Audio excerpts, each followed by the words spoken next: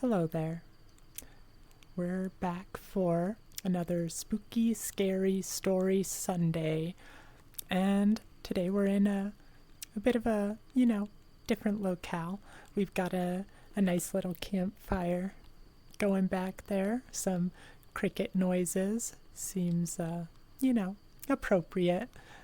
And yeah, just some nice crackling fire to accompany our narrations today.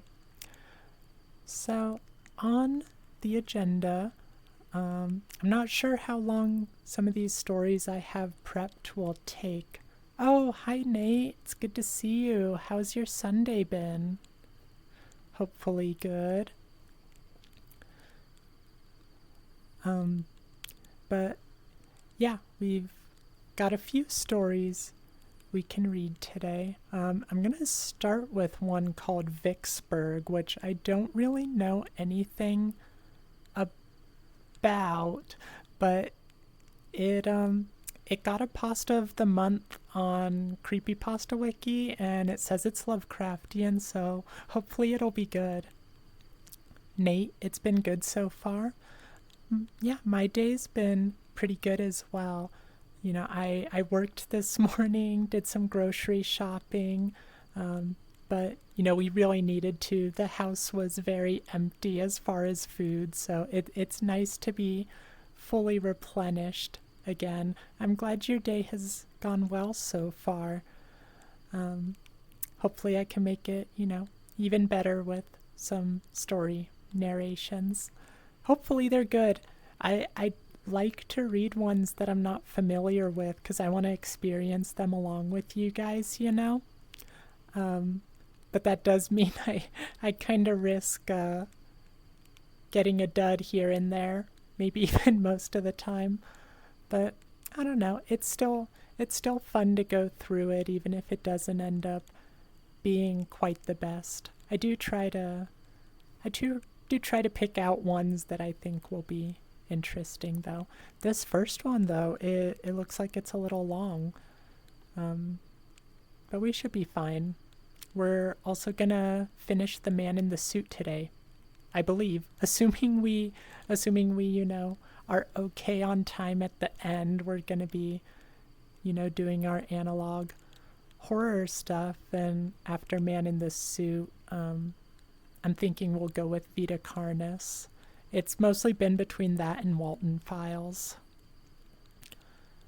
Nate, you've been hiding some exciting news for a bit that you were planning to reveal on Friday, but you think the suspense will work. Ooh, okay. Yeah, I was totally planning on having a stream on Friday. I was really excited to debut Friday Night Frights, but my brother reminded me that I had a prior commitment, so I had to do that with him. I'm really sorry for anyone who was expecting it and waiting for it, but I'm really looking forward to it this coming Friday. Hopefully it's not a cursed day for me as far as streaming.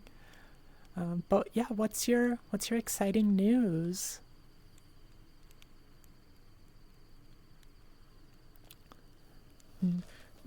While we do this, we can roast some marshmallows too. Just I don't know, it's kind of far, but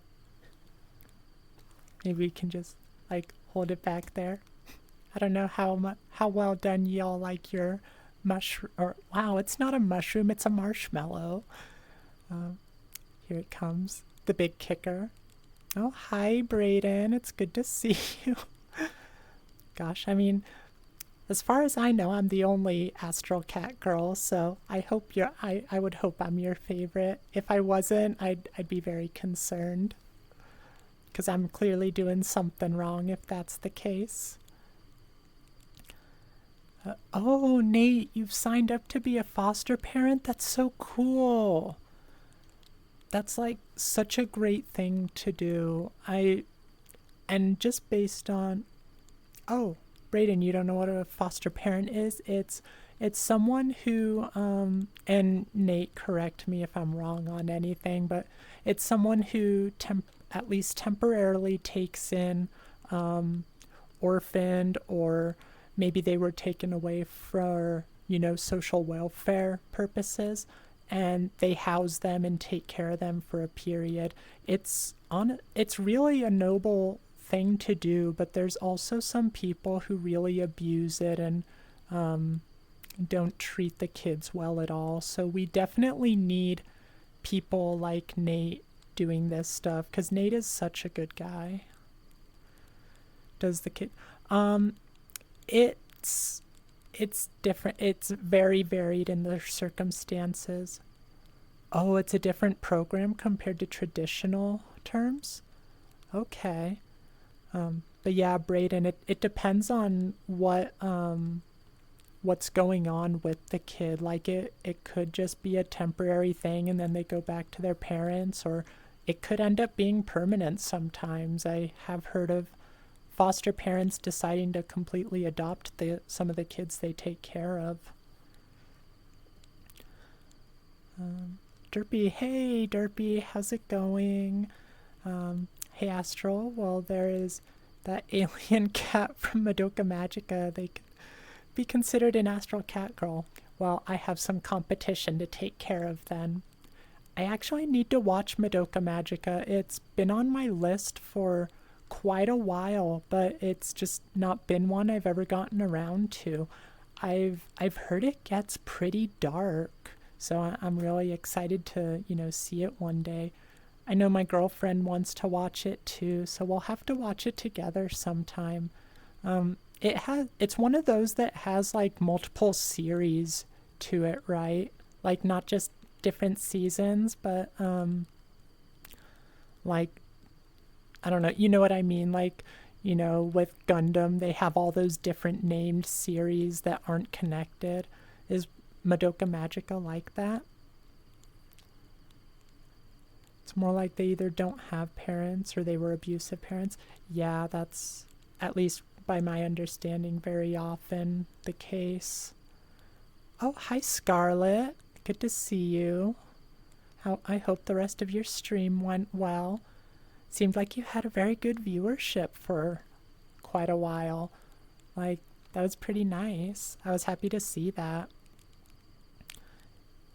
Scarlett, yeah, there are scumbags who join the system. Had a friend laying in a few. Oh, that's too bad. Yeah, and those kids, they're already going through such a hard time. They don't need people like that taking advantage of them, treating them poorly, making them lose what little faith they may already have in humanity. Like, they deserve to, experience the good humanity has to offer. Derpy, it does get real dark. That's what I like to hear. I like it when, they kind of blindside you. I've stayed pretty much blind to it, so I like, aside from obviously, hearing that it does get darker, but I want to go in as blind as I can. That's usually like how I prefer to experience media. Oh, land in a few houses. Okay, Scarlett. But yeah, you're split with two other families, Nate, throughout the week to watch over this kid in the early stages, so she can choose which one she wants as foster parents. Oh, that's really cool. I didn't know there were programs that did that, like give them the trial run so that they can choose. That's a really good idea. You get her every Thursday and Friday. Well, that's wonderful. Are you getting along with her so well? I mean, I can't imagine anyone would have issues getting along with you, Nate. Oh my gosh, Scarlett, 40 deaths? That's like almost double what you had when I left, cuz I think you had like 23 or something last time I was in there. Oh my gosh, something happened. Was it a chase or something like that? Oh, Derpy. So, oh no, you're totally fine. I already knew that. I mean, me knowing about the like alien cat thing, that totally does not like give me any sort of, hint as to what's coming, and I'm I'm sure that's rather minor in the grand scheme of things. Nate, she's a video game nerd who turned 14 last week, so you celebrate. Oh, that's so sweet. You got to celebrate her birthday with her, going to an ice cream shop, and it's been fun to see how she's fascinated with your old games collections. That's so cool. So do you guys do you two play games together then? Or are you both into different styles? That's really cool. I'm glad you're getting along. Scarlet, you were trapped in a room with arms trying to grab you and couldn't find an escape.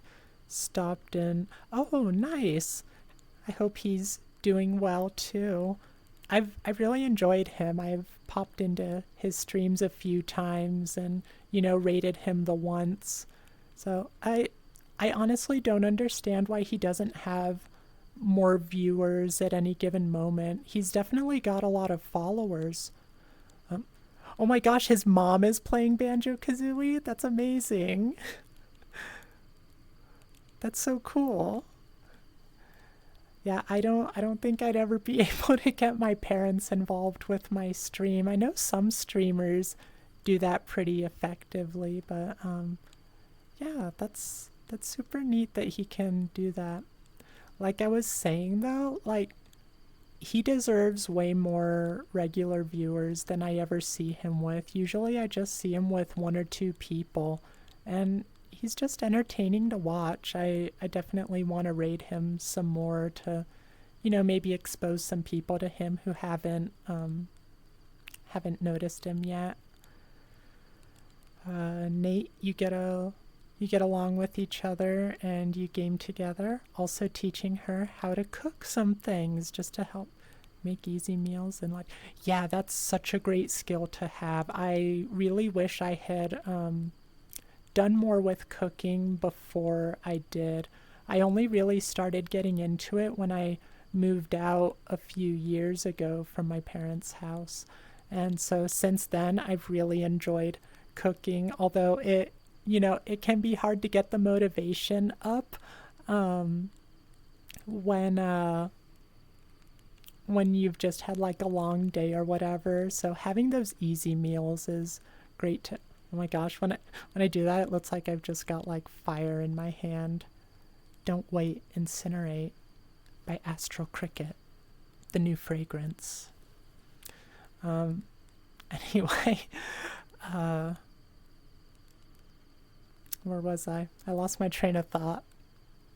You guys know how it is by now. Um, yeah, the only complaint of today's stream is he needs to reduce the audio on the game. It was drowning him. Yeah, audio is tricky. I'm always paranoid that that I'm gonna have my sound, messed up, and especially because I typically speak at a quieter level. That's why I constantly ask you guys if the sound is all right and stuff, and I'm glad that for the most part it usually is, but it's just one of those things I'm paranoid about because it's so easy to get the audio messed up. Derpy used your astral powers and summoned a sun. I'm more powerful than any of you know, but I'd rather spend my time with here instead of changing other things out there. I just want to be here at a campfire with you, telling you creepy stories. Scarlet, if I ever hear you asking how is my sound on stream, it's because on a different account you've made the flub of streaming. Oh no! I can totally relate to that though. I haven't done it for that long, but yeah, I have definitely gotten started talking, and I'm like going all over the place. I'm rambling on, and then someone in chat is like, "Are you muted?" And of course I am.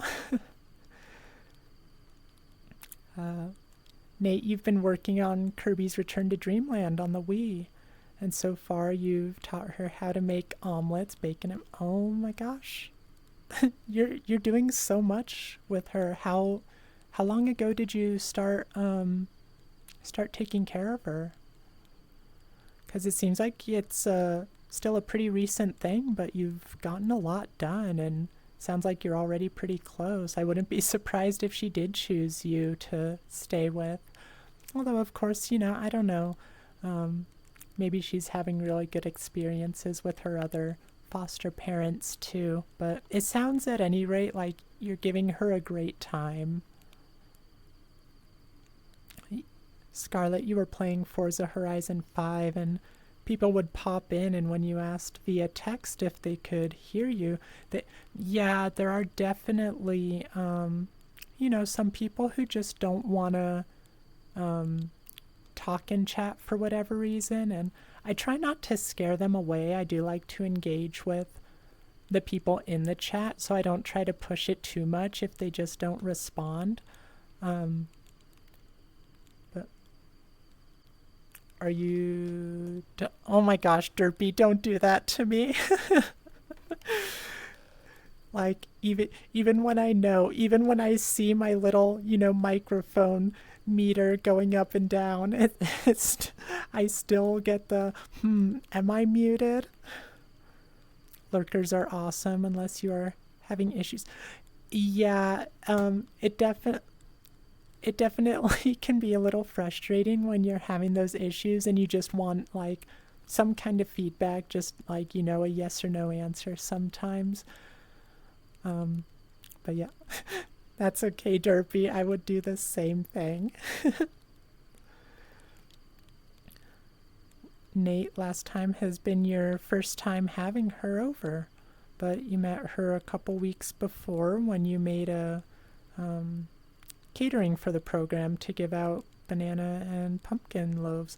Ooh, I love pumpkin loaves. Actually, banana loaves too. Haven't had a pumpkin loaf in so long though. That's really cool. You just need to, like, I need some of your recipes. I'm not a very intuitive chef myself. I'm not even a chef. I'm just a cook. I do all right sometimes, but yeah, when I eventually get a Discord set up, whenever that ends up being, I definitely gotta have a spot for just random recipes or something, because I love seeing what people make and I like to try different things. I'm just not very good at doing it intuitively, so I at least need a base recipe to build off of most of the time. Scarlet, allergies suck. You struggle with sweets due to bad allergy, and that seems genetic. Yeah, allergies are so awful. It's almost a little surprising that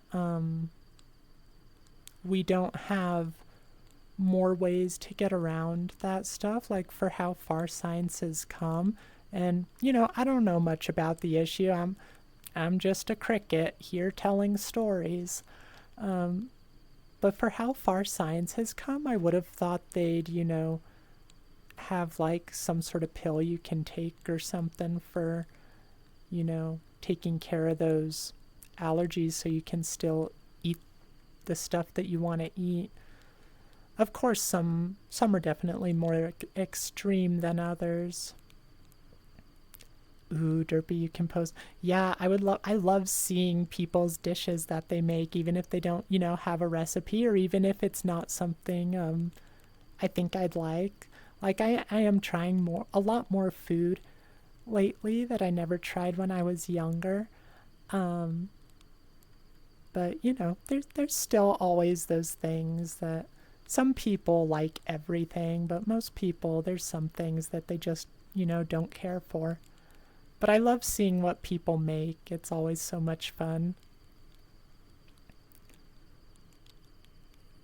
Oh, you got something like pus pockets in the underarms if you overindulge in sweets. Not really an allergy. I mean, I don't know. It sounds... again, I don't know much about that stuff, but it sounds like it could still be considered an allergy. It's just a very extreme reaction. Your cooking is likely all vegetarian friendly. The whole alpha-gal issue locks a lot. Yeah, I remember you mentioning that. And I would honestly like to not eat as much meat as I do.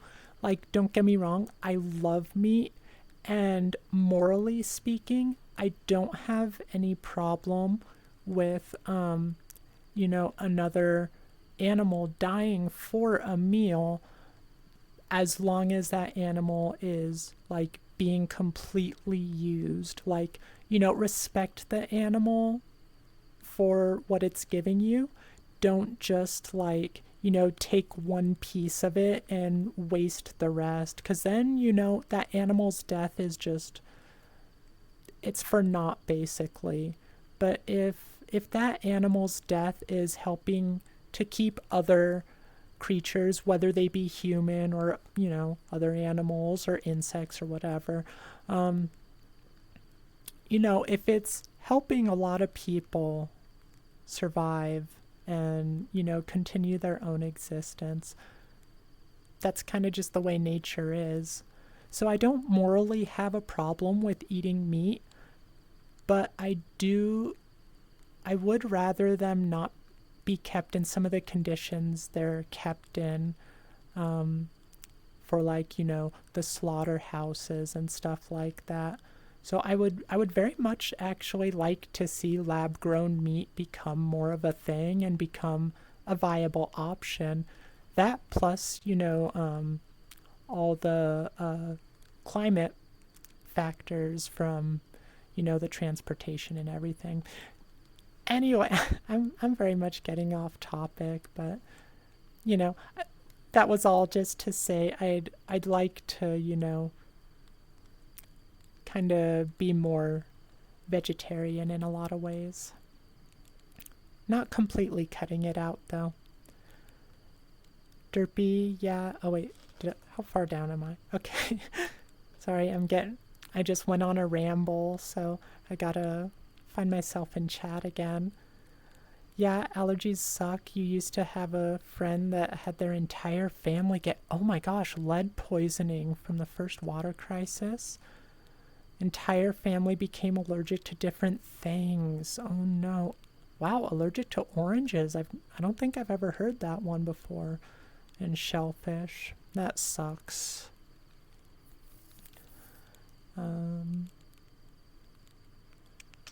Scarlet, that does sound familiar. Your mother. Okay, that's your guys' convo. Scarlet, you don't have moral issues outside of KFC and eating meat. Oh, I don't know much about what a KFC does. I just know a bunch of corporations in general, don't treat animals as well as they should, and they just keep getting away with it. Oh my gosh, Scarlet, ADHD should maybe be a tag you add. Honestly, maybe I should do something like that, like prone to tangents or something like that. But yeah, I'm actually gonna think of that. I should add something to give the fair warning that what's in the stream title may not be what I'm doing for a while, because I always do this. I just love talking to you guys too much. Derpy, when you become affiliated, you definitely need an Astral Ramble emote. Oh my gosh, no, you say joking, but seriously, that would be great. I know it seems premature and maybe it's, a little arrogant to look at that stuff before it actually happens, but I've talked to, a few friends, and I think it was you, Derpy, who originally, I think you offered to do some emote stuff or at least help with it at some point. But yeah, I've been kind of, chatting with different friends of mine who are into art and things like that, because I want to make this all seem like a more cohesive experience. And, having some of our own emotes here that would be great. That'd be a lot of fun. I'd love to see, just um, a little astral emote talking to a wall or something for the ramble. I don't know. Um, I also want to get new, like, stream start pages, like this one here. This is fine. I like that picture. It doesn't really fit with the vibe I go for most of the time. Um, Oops, we don't want that.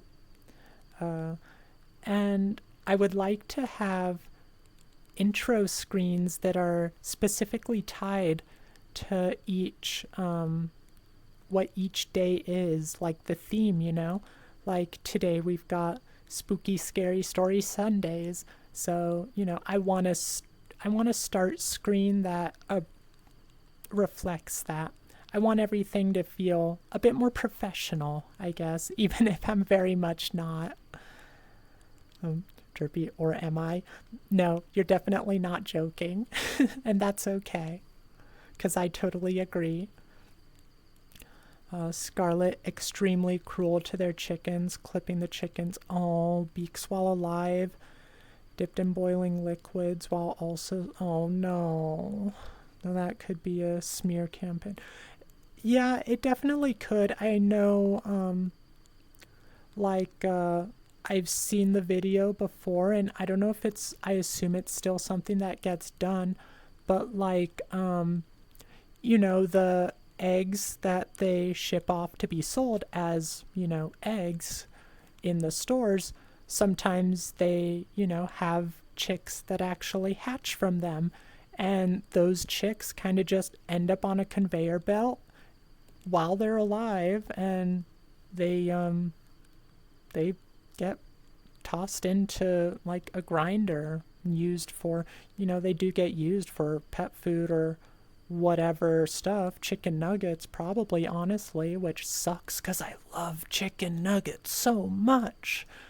Um, but yeah, there's a lot of awful mistreatment of animals, and that's why I really want to see lab grown meat become more of a thing, because um, if we can get lab grown meat to like taste good and be cost efficient, that would just help with so many different things, whether it's animal cruelty, climate effects, just, if they can get it cheap enough, it could also help with costs. I'm sure it would, could get to the point where it's easier to do that than raise a bunch of animals.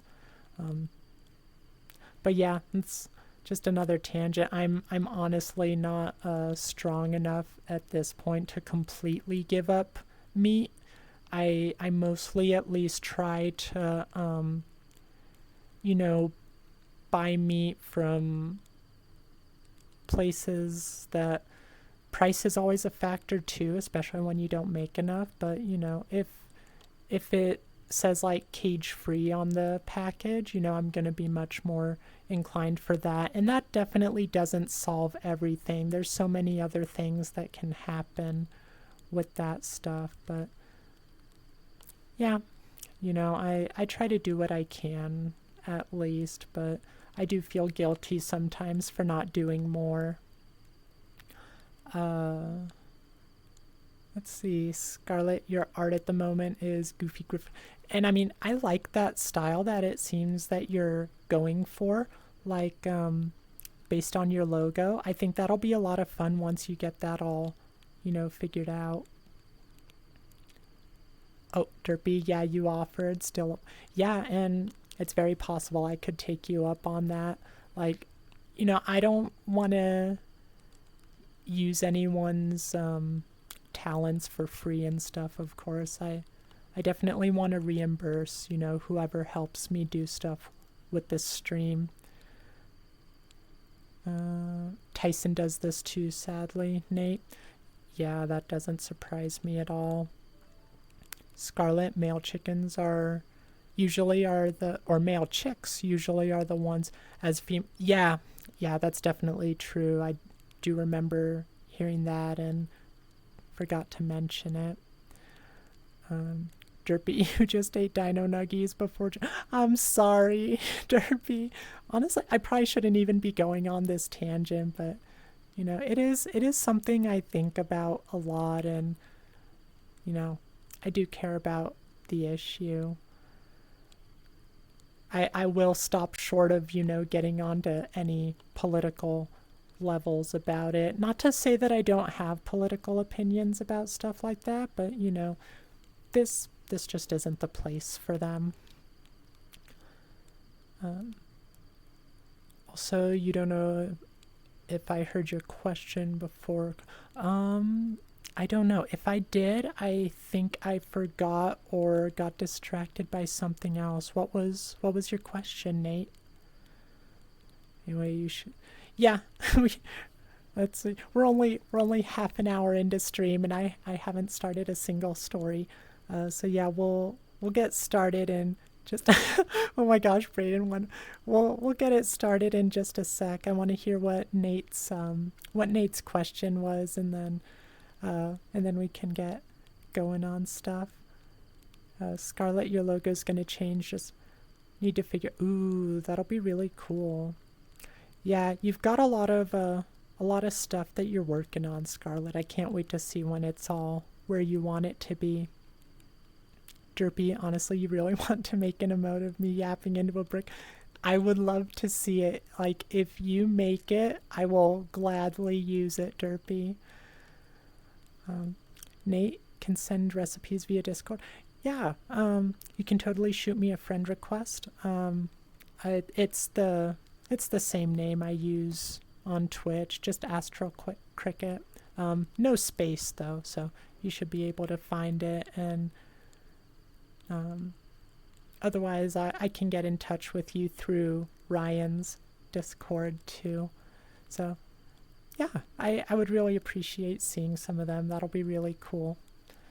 Done. Perfect. Scarlett, you need to finish making your own ooh, that would be really cool. Keep putting it off. I mean, that's totally fair. Maybe take some of the days that, cause you do stream a lot, and I want you to, tone it down a little bit so you don't burn out.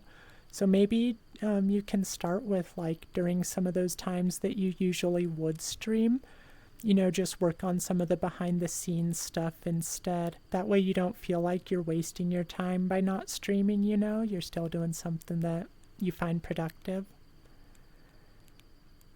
Days off yeah, don't put off your days off, Scarlett. Take care of yourself. But yeah, let's start this story, because it is a little bit of a longer one, but hopefully it's worth it. I don't know if I mentioned it already, but we're going to be reading one called Vicksburg, and this is by AustinDR, or Austin Doctor maybe. The DR is capitalized, so who knows. And it actually has like 8 chapters, but the chapters don't seem too long themselves.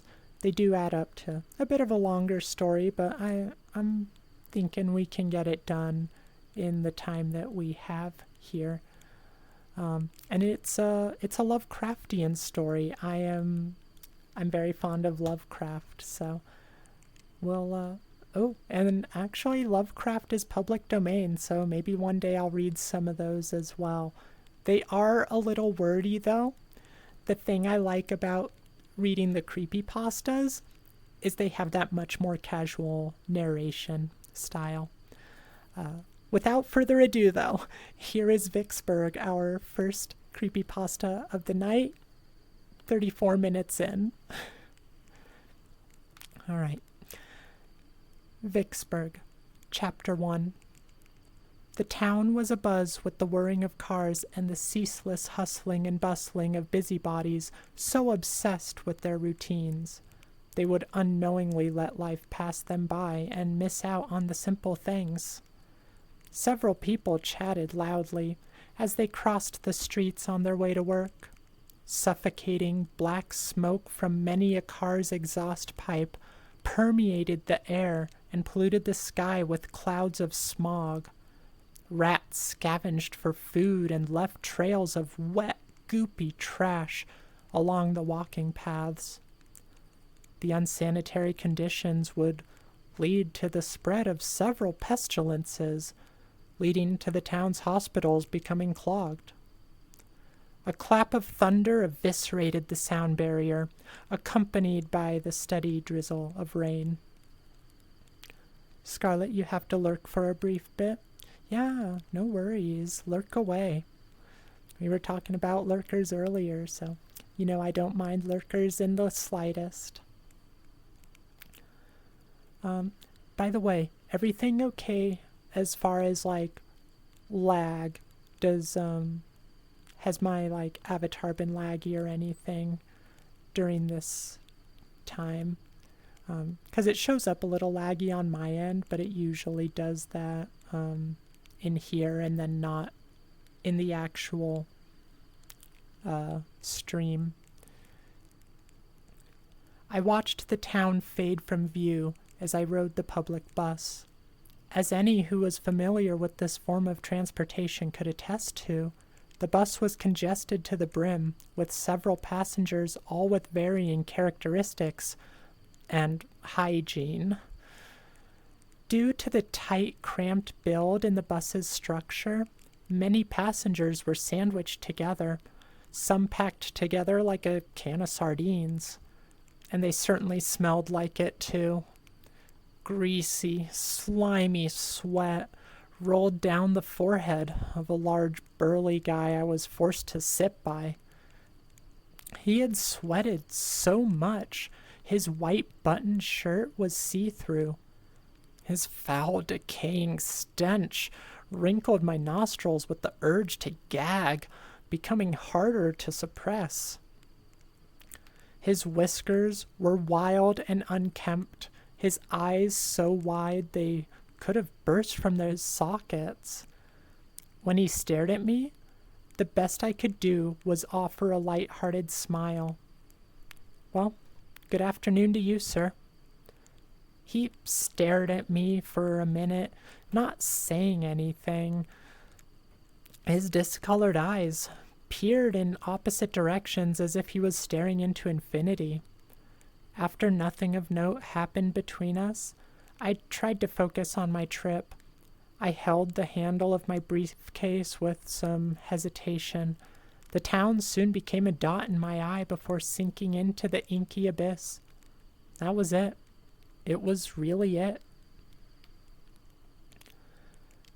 I turned my attention back to the ride. To think this was the last time I would be seeing this town. Sure, it had one school, a single grocery store, and a police station, but it had its charms, such as its park on the western side of the town. I gazed at the man beside me again, but he was still in his own little world. I tapped the handle a few times as I watched the passengers start to settle down into their seats. Those that could not depend on their hand grips, they stood there, shaking slightly any time the bus made a stop. Even then, it felt like the bus was not even close to thinning out, instead becoming more inflated by the minute. Every now and then, I looked up to see passengers trickling out. I did not know how they could handle being nearly suffocated by the claustrophobic crowds. It reminded me of the droves of people at auditoriums watching ball games. The air became hotter from the body heat, and warm breath radiating from the travelers. During the third stop, the heavy-set gentleman finally left his seat and walked away without as much as saying goodbye. Not that I was intending on saying goodbye anyway, but it would have been thoughtful. A trace of the fat man's putrid stench lingered in the air. I sighed to myself and plopped the briefcase on the seat. My fingers strummed the side as a twinge of doubt arose within me. It will be a couple of hours until I reach my destination. 3 hours, give or take. The town did not have the best reputation, but my company insisted that I move there. Pardon me, my good sir. Would you mind if I sat there? I shook my head, clean of the thoughts, and looked up. There stood a well-dressed man, wearing beige slacks and an overcoat. He wore a matching top hat on his head and boasted a thin brown mustache that twirled at the ends. He withdrew his hat and tipped it to me in a friendly gesture. Oh, sure. Be my guest. The gent elegantly found purchase on the seat and watched me fiddle around with my luggage. After what seemed like an eternity of him staring me down, he reached into his pocket and withdrew a business card. My name is Jacques Skinner, private investigator.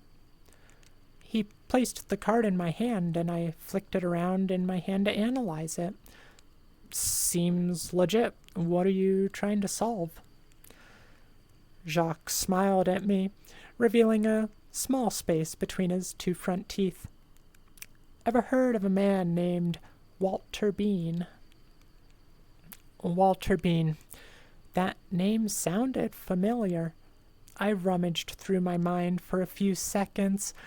He was the owner of a furniture company, right? Aye. 68-year-old Walter Bean, a CEO and a family man, was the owner of a huge corporation. He was last seen 2 weeks ago.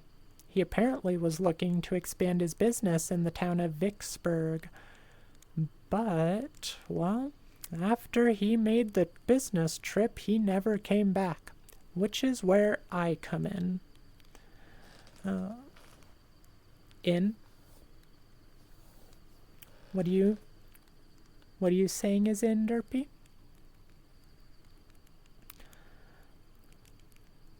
My eyes widened. Vicksburg. That is where I am going, as a matter of fact. Jacques' eyebrow arched. His interest piqued. Really, that is quite the coincidence. Derpy, you only ever hear he was a family man in horror stories. Oh, okay. I see what you're saying, Derpy. I'm going to take this opportunity to take a little hydration break. Let's get some water. You all hydrate too. Make sure you're not getting yourselves dehydrated. If you're thirsty, you're already dehydrated.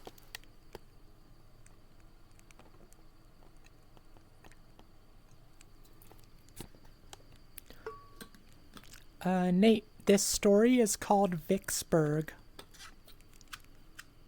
Vicksburg.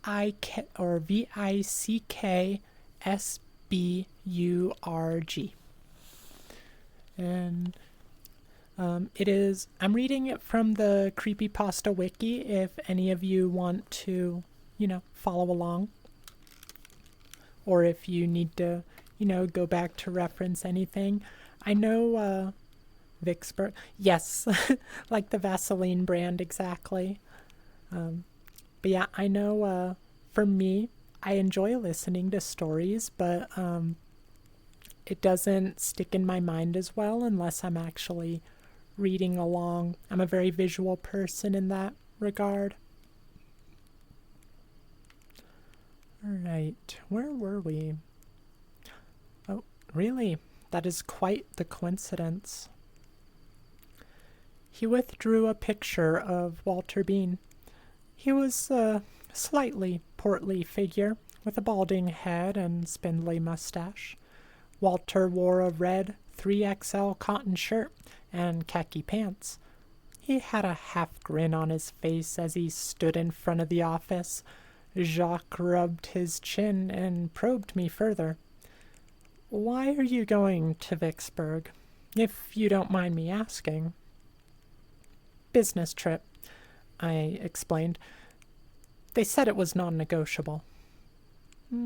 Perhaps, but I am certain you have heard the story behind the town and why it is held with such disdain. I shook my head.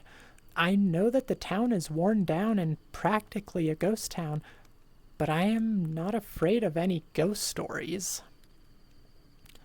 Nate, you just wanted to know since you love rereading stories. Repetition is the best way to take it.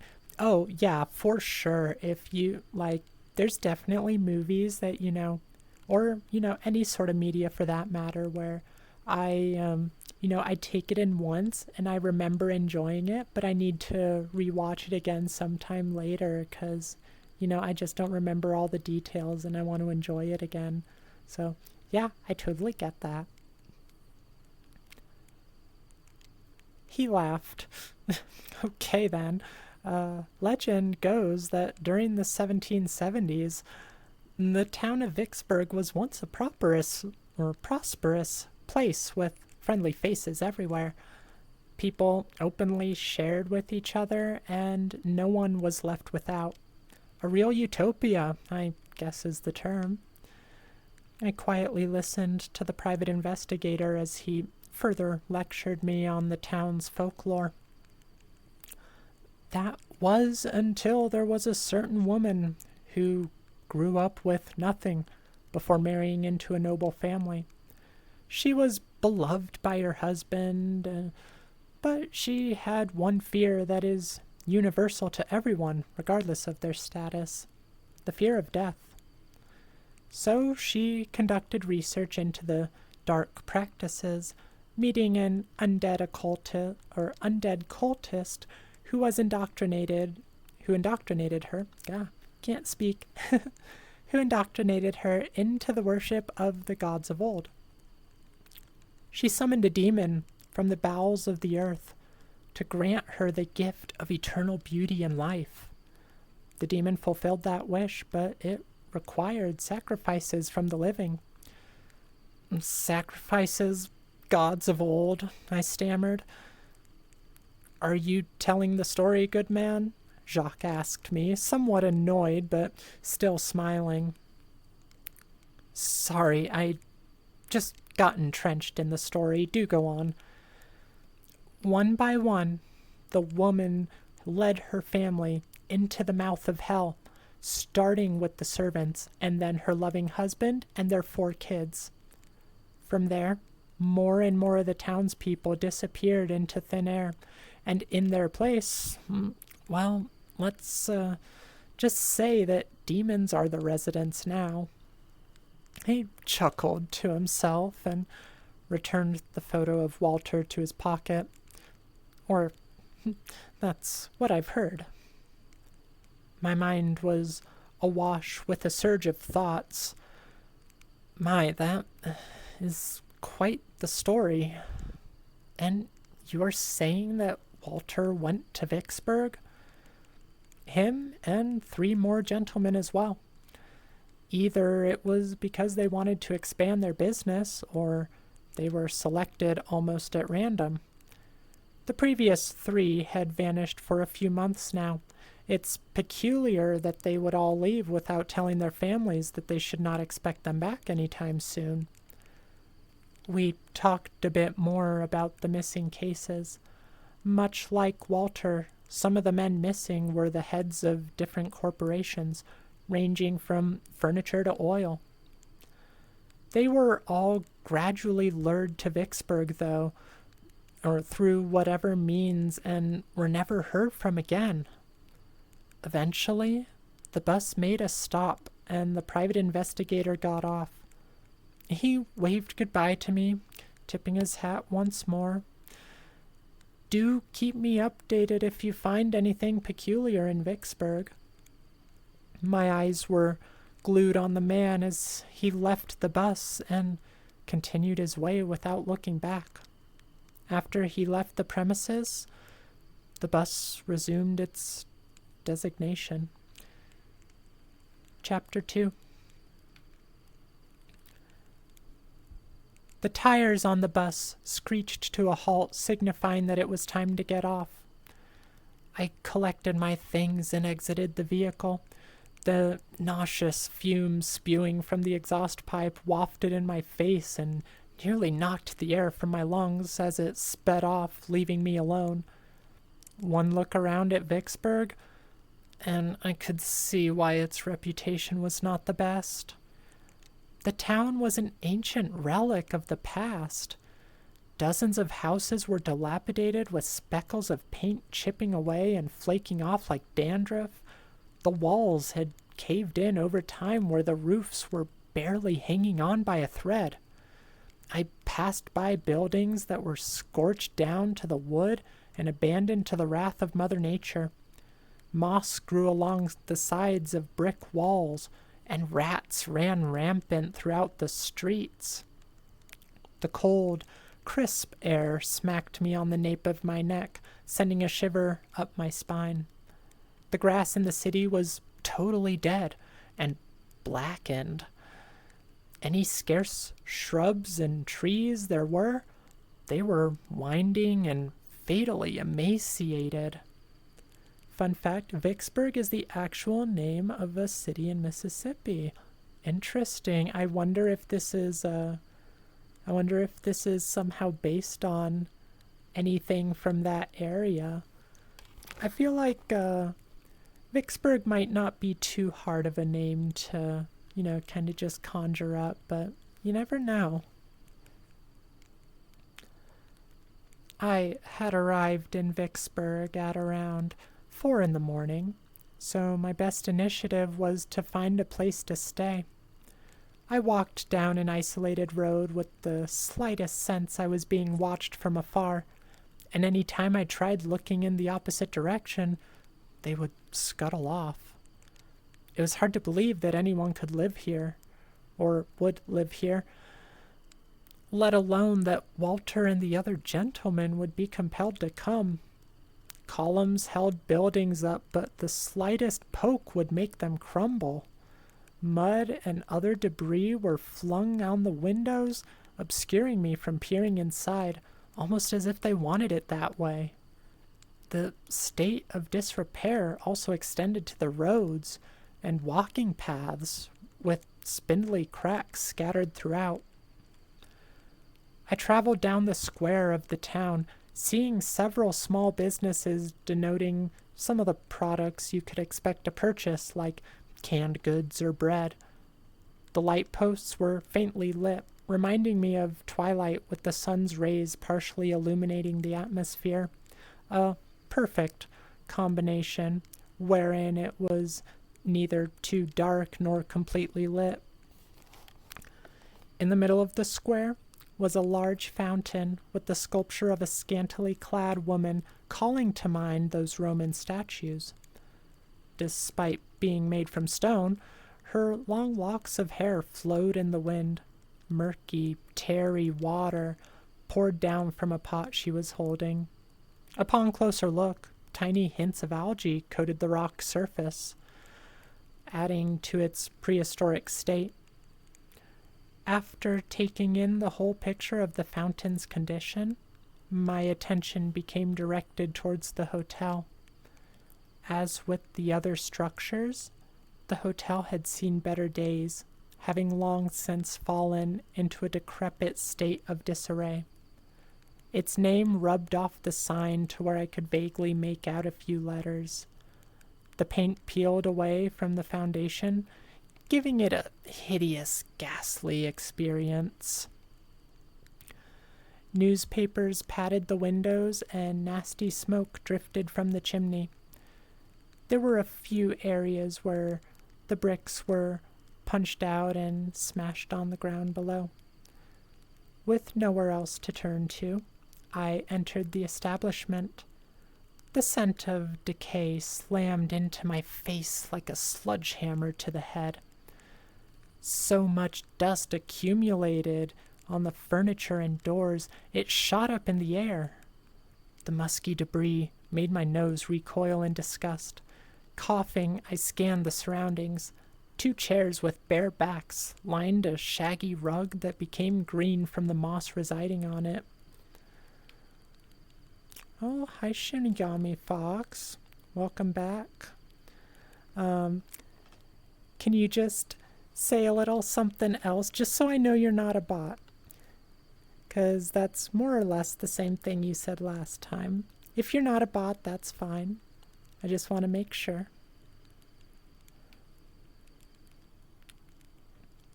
Let's see, where were we?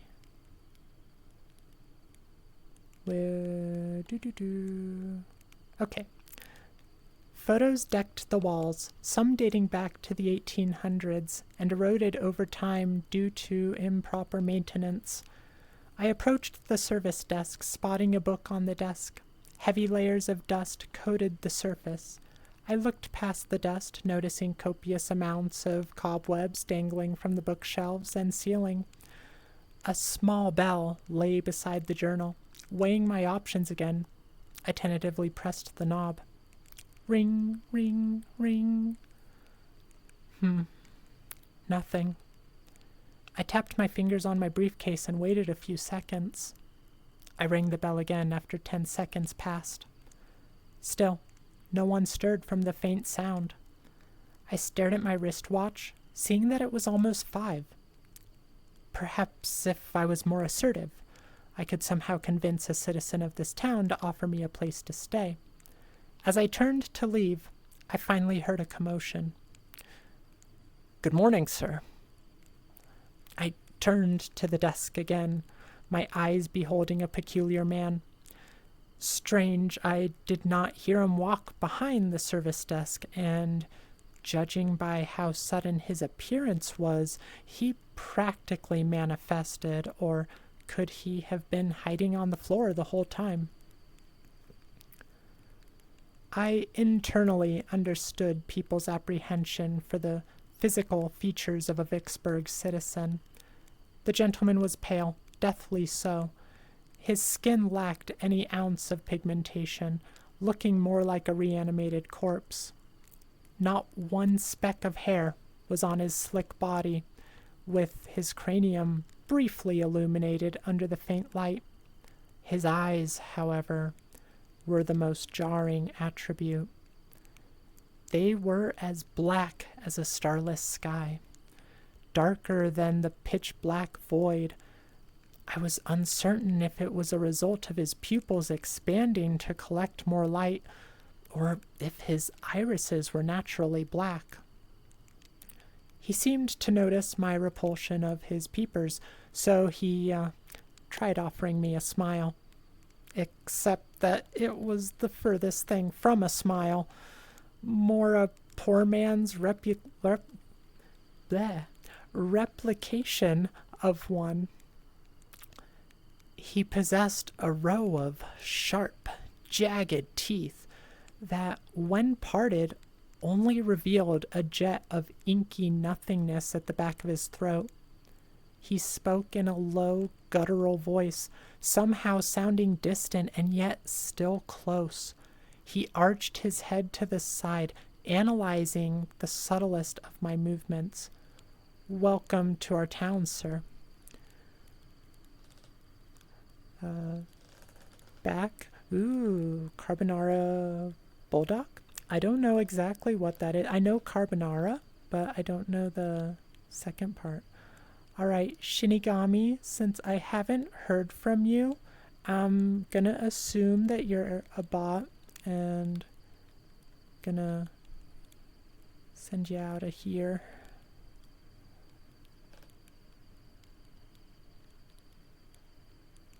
Or at least the message at any rate.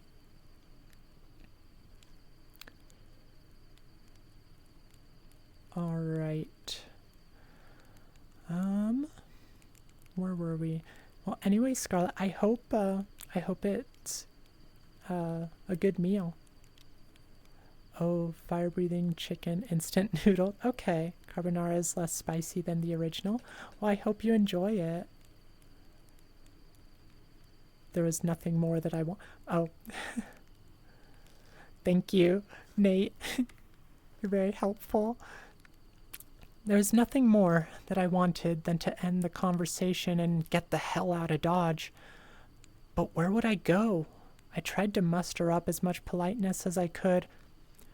I would like a room. The enigmatic man's eyes widened more. I felt he was staring into the recesses of my soul and got his jollies from frightening me. Very good, sir. His long, skeletal fingers groped the journal.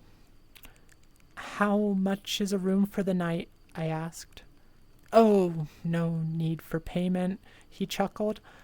Purple goo glistened on his yellow-stained teeth and landed on the desk. You don't have to pay a single dime. Really, that would be great. Not once during our discussion did the gentleman ever blink. If anything, he would freeze up temporarily and just glare at me like a record that has the issue of skipping before resuming. His body moved in a wobbly, drunken stupor, with his knees buckling and jerking. Did he even have a pair of feet hidden behind the counter? He pushed the journal to me and handed me a pen. Once I opened the book, I immediately knew something was amiss. Walter Bean? The employee froze in place. Yes, he visited this same hotel. We like to keep their names and addresses for documentation. Well, it says that he signed this exactly 2 weeks ago. We like to record the names and addresses of our guests, the man replied, somewhat forcefully. His tone sank to a deeper octave. Walter has been missing for a long time. This was the place he was last seen, isn't it? The man leaned in, looking at me with his black holes for eyes. I assure you that you have nothing to worry about. For all intended purposes, we are not allowed to disclose our clients' private information. Drat, he was not budging. I could argue with him for hours and hours, but I was not mentally willing to do so. I shrugged and sighed in defeat. So just sign my name and address, right? Very good, sir. I jotted down my signature and address and closed the book. This town is something else. Whatever do you mean? He asked. Just in a total state of disrepair. Hardly any birds or other animals, aside from the rats. And everything seems so bleak. He chuckled again, hearing my complaints. You sound like you're starving for some entertainment. Without saying anything further, he disappeared almost as quickly as he did manifest. Before I could question him on his sudden interest, he returned holding a flyer in his hand. Tell me, are you alone?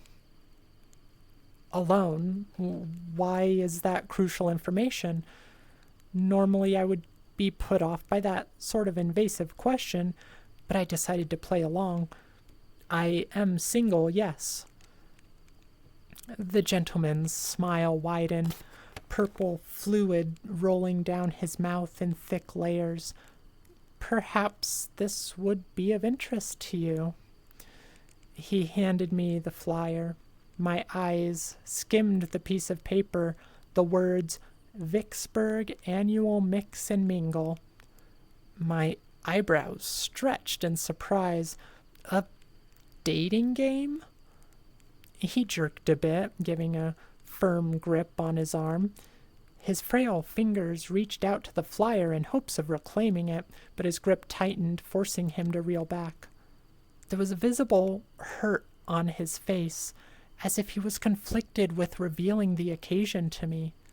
He hissed under his breath before the internal conflict resolved itself. It is a tradition we have here in our little town. And is it the only thing you do here?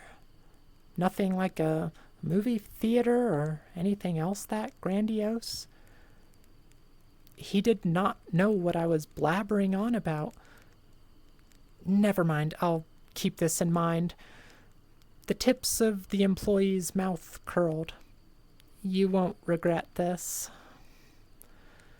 With nothing more to say, he pulled a key off the hook and dropped it into my open palm. Enjoy your stay, sir.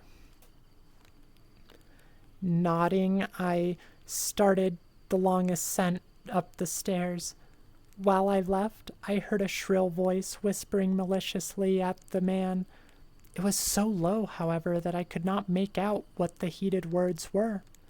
Come to think of it, I didn't recall seeing anyone else at that hotel. The wooden planks creaked under my feet while I approached the room. More dust settled along the rails of the stairs. While I waited for the man, I did sneak a peek at one photo that said the hotel was established 3 centuries ago. You would think that during all that time, they would consider some renovations.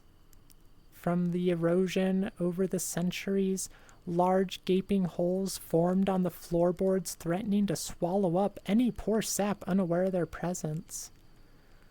Room 3. I opened the door, and in doing so, several cockroaches scuttered out. Peeping inside, it was a relieving sight to see that room, even though it was old, looked presentable. I settled down on the bed's cover, not daring to even see what was underneath. Later that day, once I had settled in, I would have to meet up to discuss my business with the higher-ups. While thinking about it, my eyes wandered back to the flyer and Walter's disappearance. I knew damn well that the employee was lying through his mustard teeth. Thinking back, not only was Walter's name and address listed, but so were the other men that Jacques had reported missing. All of them arrived at the hotel at some point, only they never checked out. I'll contact the private eye soon. As I settled into bed, my mind continued to whir at the thought of partaking in the annual dating program or dating game. Why was the man so insistent on me attending it? And now we're on to chapter 3, but let me get another drink of water. How are you guys liking it so far? I think the author goes a little heavy on some of the descriptions, like a few of them are very much over the top, but I'm very intrigued where it's gonna go.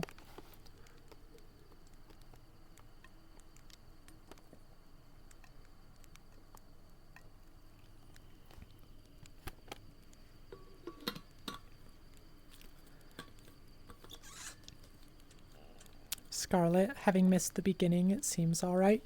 Yeah, the beginning was definitely a little bit on the slow side because of all the heavy descriptions.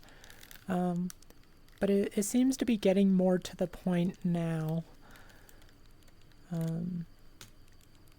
Derpy, you were going to say he's going pretty for both the character description.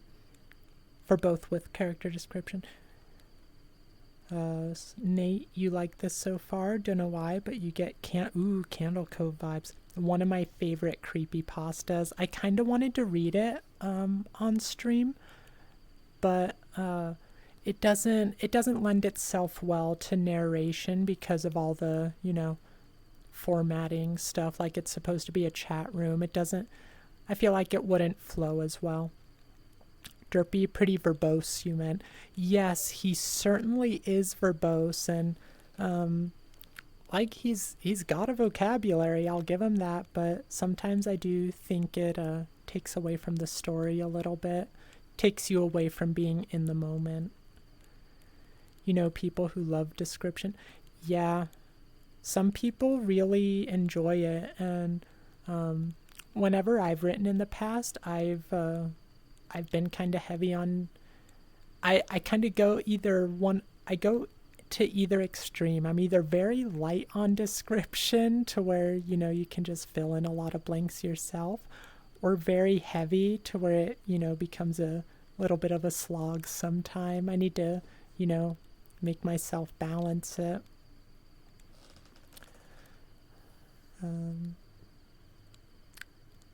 Let's see, people who love description heavy got feedback on your self-published novel that you were too light on descriptions from someone you know. Interesting. That's like super impressive. Like having a published novel, even if it's self-published, that's something I'd like to do at some point. Like even if it doesn't sell or anything, it's just something I'd like to have said I have, like, oh, I published a novel. That would require me to stay motivated long enough to actually finish any of the numerous stories I've just like jotted notes down for, though. Nate, you would love to see an animation showing a retelling of the story, giving the very... Ooh, yeah, that would actually be really good because of all the details. Yeah, you could probably get like a really nice animation. I wonder if one exists. Alright, let's hop back into it, starting on chapter 3. I let my curiosity about the dating game compel me to consider attending it. I did not expect much to come from it, but it should be fun. Besides, I could learn more about the town's history and potentially gather some information pertaining to Walter's disappearance. The meetup was in a large auditorium wherein several of Vicksburg's populace were present. My curiosity slowly subsided when I noticed how every resident was draped in brown cloaks, obscuring their pale, hairless bodies, save for their hands. Their eyes were downcast, and much like the employee at the hotel prior, they moved in a drunken stupor, with their legs knocking and wobbling about, reminding one of those trapeze walks at the circus. It did not help that the lights were faint, making me bump into things. The raspy, gruff drones of the residents reverberated through the room, sounding pained and congested the further they lumbered along. They did not pay much attention to me when I first entered the establishment, making me wonder why the man running the service desk was so insistent on me attending. The building was also unbelievably cool, but that was to be expected from the town's ruined state. Rationally, I considered leaving then and there, but I ended up going along with the dating game. I sat at a table when the first option reared up. It was a rather short woman who leered at me with those same unblinking eyes of coal. I giggled nervously in an attempt to break the ice. So, what are you interested in? She opened her mouth, letting a low groan leave her lips. Ooze dripped from her lips. Okay. Could I ask you a question? The pale woman was too invested in a huge, hairy cockroach scuttering across the table. Before my eyes, she grabbed it with her open palm and took a huge chomp out of the insect. Her canines ripped clean through the bug, her lips parting as she stretched the roach between her teeth as if the roach was string cheese. Thanks for the introduction, but I have to respectfully decline. Next. That line. Like, I know it's horror, but that line kind of amuses me. Let's see. Scarlet, though they couldn't tell who the main character was. Thanks to creating your own perspective, the main character was based on the reviewer, actually. They are a less than desirable person. Interesting. Yeah, it's hard for us to see ourselves.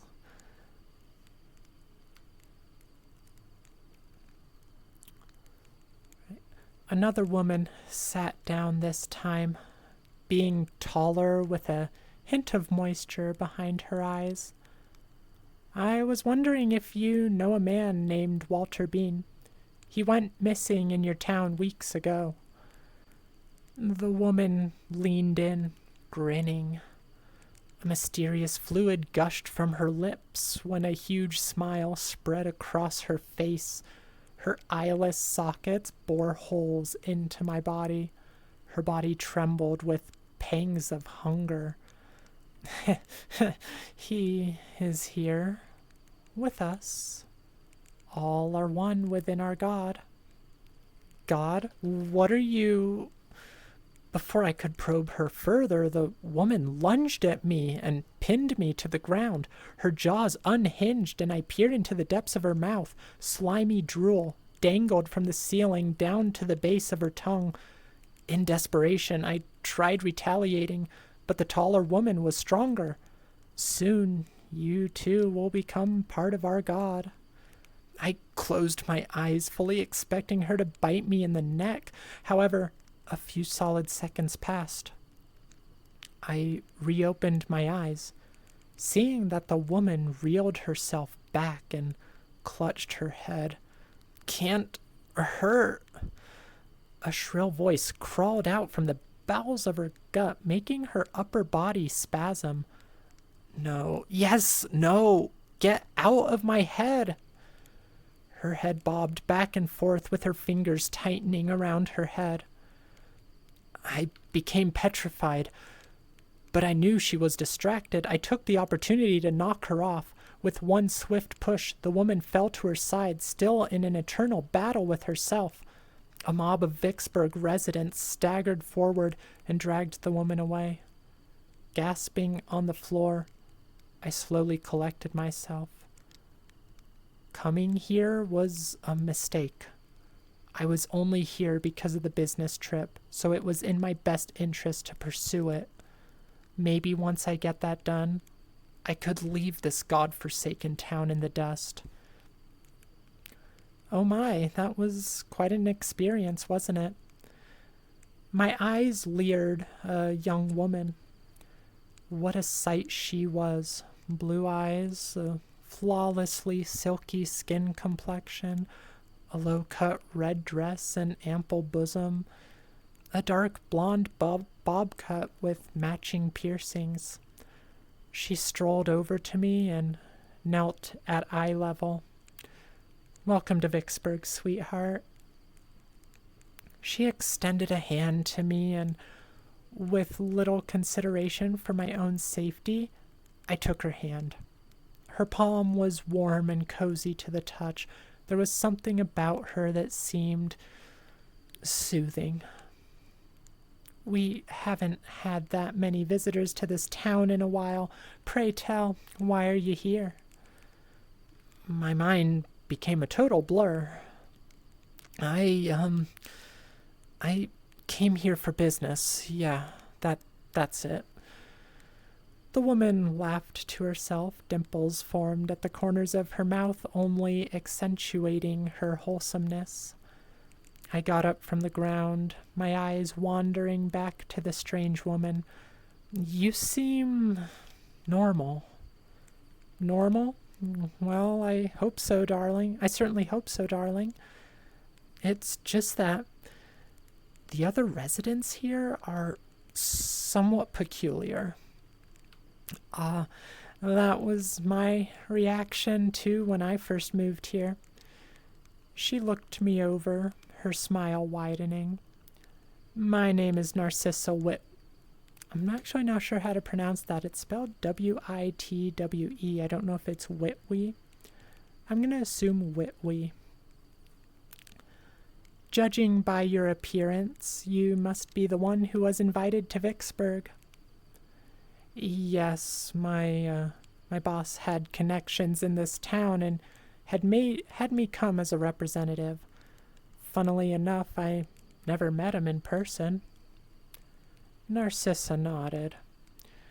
My God, I fell further ensnared by this mystery woman. If I had to wager why that was, it was definitely her voice. Her lipstick popped like precious rubies. Her plump, luscious lips were like hot butter with how flawlessly she spoke. I slowly forgot the horror of being nearly ingested by a psychotic woman. The more she talked, I felt myself falling deeper for her. You happened to be invited to attend this occasion? Why, yes, I thought it would be pretty interesting. Vicksburg has this as a tradition. I was honestly getting bored out of my mind, my dear, but you made this more fun. I looked down and twiddled my thumbs. So, are you willing to try this date out? I would love that. We ended up talking for hours, far past the time limit. Narcissa was truly an interesting individual. She had an extensive knowledge of the town and other subject matter. I found myself further wowed by her effortless recounting of historical events, providing me with such an elaborate description. I was wondering if she witnessed any herself. She claimed to have family back in some city and was intending on returning there after the business trip. That infectious laugh of hers was music to my ears. I shared some of my personal information with her, explaining the extent of my job and my interests. I have to admit that my eyes had a mind of their own. I gazed at her cleavage any time she bent.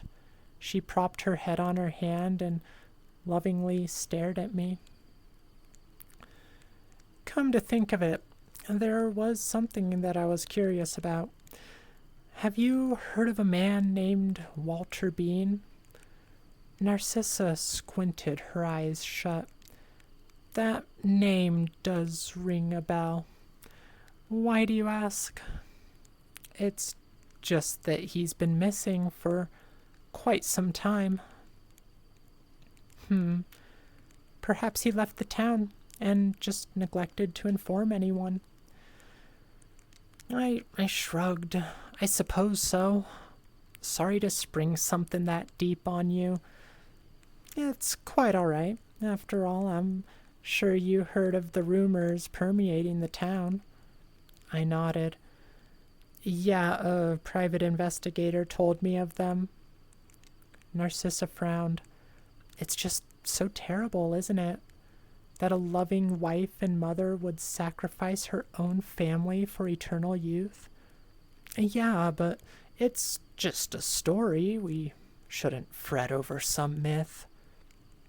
A smile canceled out her frown. You're right. Shall we take this discussion elsewhere? Chapter 4. And once again, a quick hydration break. Hopefully you all are staying hydrated as well. It was a little weird how in depth he went with the Narcissa description. It kind of gives off the vibe that the author was, kind of just writing his dream girl.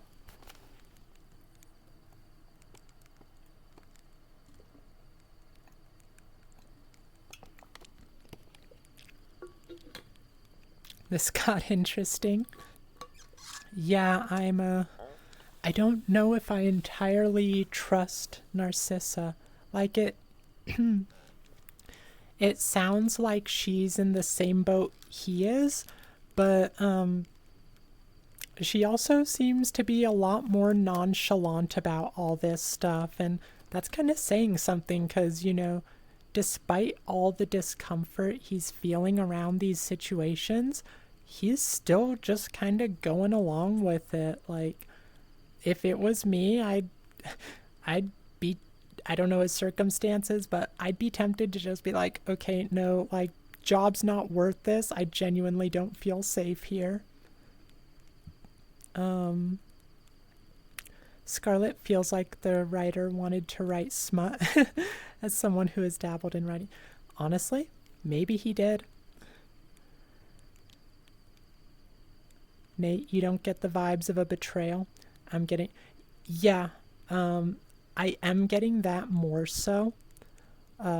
Despite my uncertainty around her, I do think it's a lot more likely that they're going to be investigating this stuff together, and she is either not going to, make it out alive, or she's going to turn into the same as one of them, probably turn into one of them.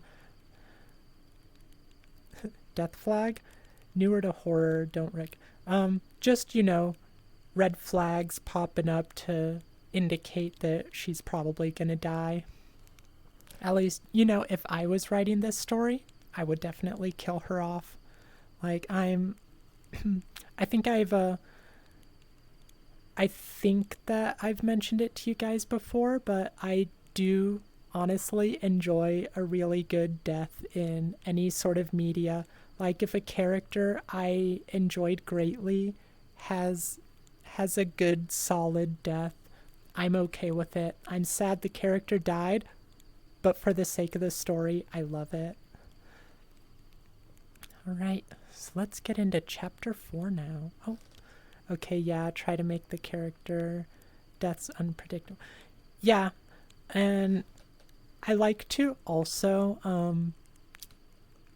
like whenever I'm watching something or reading something, I try not to, let my mind wander too far ahead, but sometimes you just can't help it, and with horror, it's a little harder for me as well because, over the years and all the different horror things I've enjoyed, I have gotten a little jaded to some of the stuff, and you start to see behind the scenes a little better.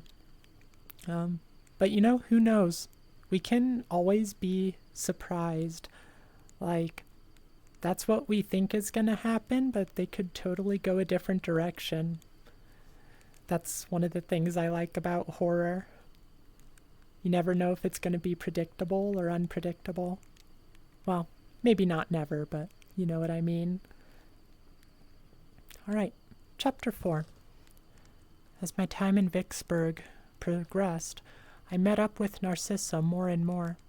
Her cutesy yet mature, witty personality was her signature charm. She filled me in on the origins of the myth again with such vividness. It was like she was there. She expanded on Jacques' relaying of information, explaining how, according to ancient cults, there were once several inhuman, otherworldly gods that made the earth into a festering cesspool and were worshipped by the cultists until the day the primal threats were sealed away in ancient tombs left to rot. That is, till the day they will arise and treat mankind as an insignificant bug.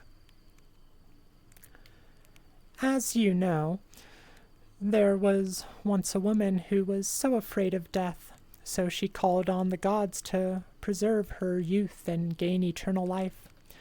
She wandered down into the depths of the earth to beseech an old one, and the god she sought out was none other than that pale beast, the god of the labyrinth, Ahort.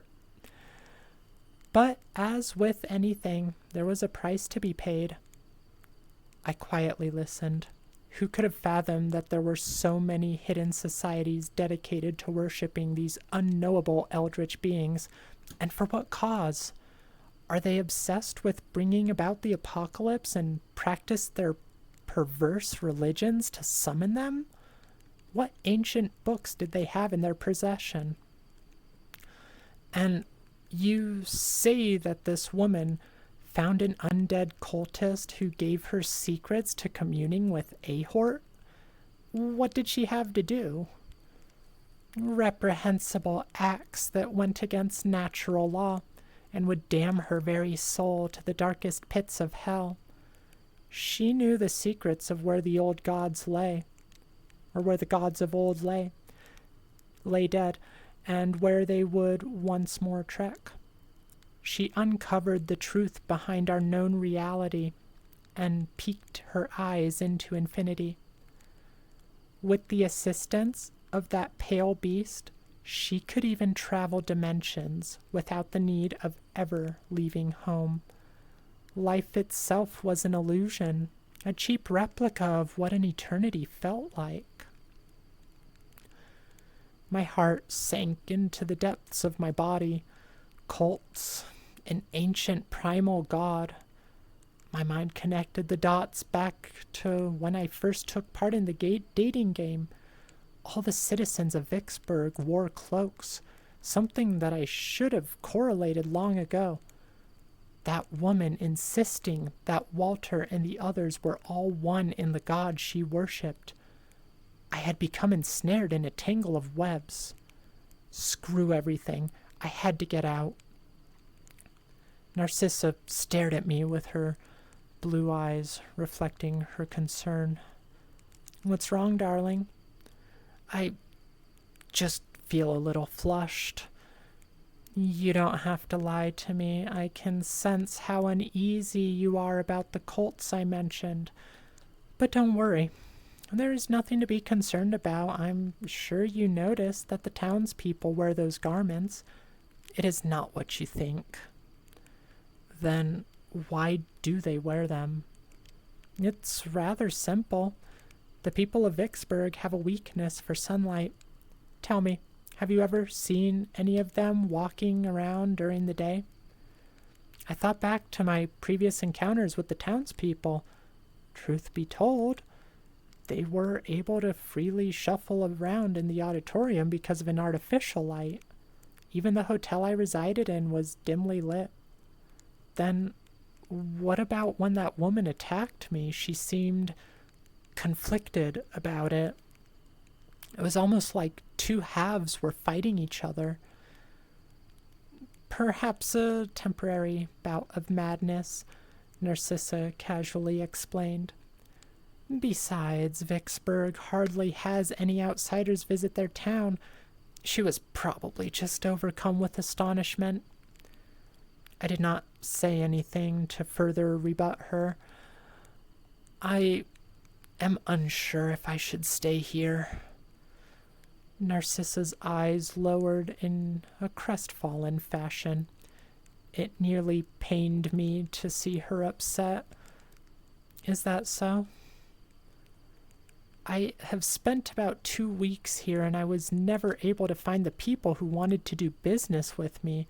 To be completely frank, I believe that it was all a ruse to make me look like a fool."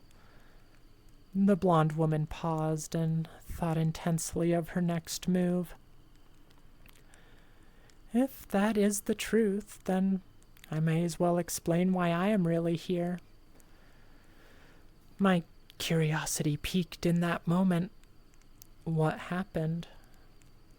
"To tell you the truth, my life back home isn't good.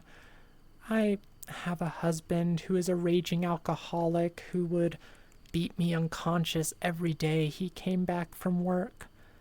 If it wasn't me, he would go after our 2 kids. One day, he beat me up so badly, She paused, tears rolling down her cheeks. "I was in the hospital for 3 months. After that, I somehow managed to escape his wrath and ran away from home." She covered her eyes with her hands and bitterly wept into them. Her breathing became staggered the more she let her raw emotions loose. "I know I shouldn't have abandoned my kids with their father. It was a moment of weakness." I didn't know what to say in that instant. It was quite the bombshell I was handed. Without thinking heavily on it, I gently embraced her. She was startled at first, but she slowly melted into the hug, clasping my back. I'm sorry to hear that. You shouldn't be. It's not your problem to deal with, she replied. Abusive dad. By the way, if your name bothers you, call me AD. Yeah, I think I will call you that, just AD. Why did you go with that name? It seems like quite an odd one to choose. But welcome to the chat. I hope you're enjoying the story nonetheless. Oh, childhood trauma. Just your way of like dealing with it then? Okay. That's fair enough. Nate, thank you. Anno Domine. I just need to find it though.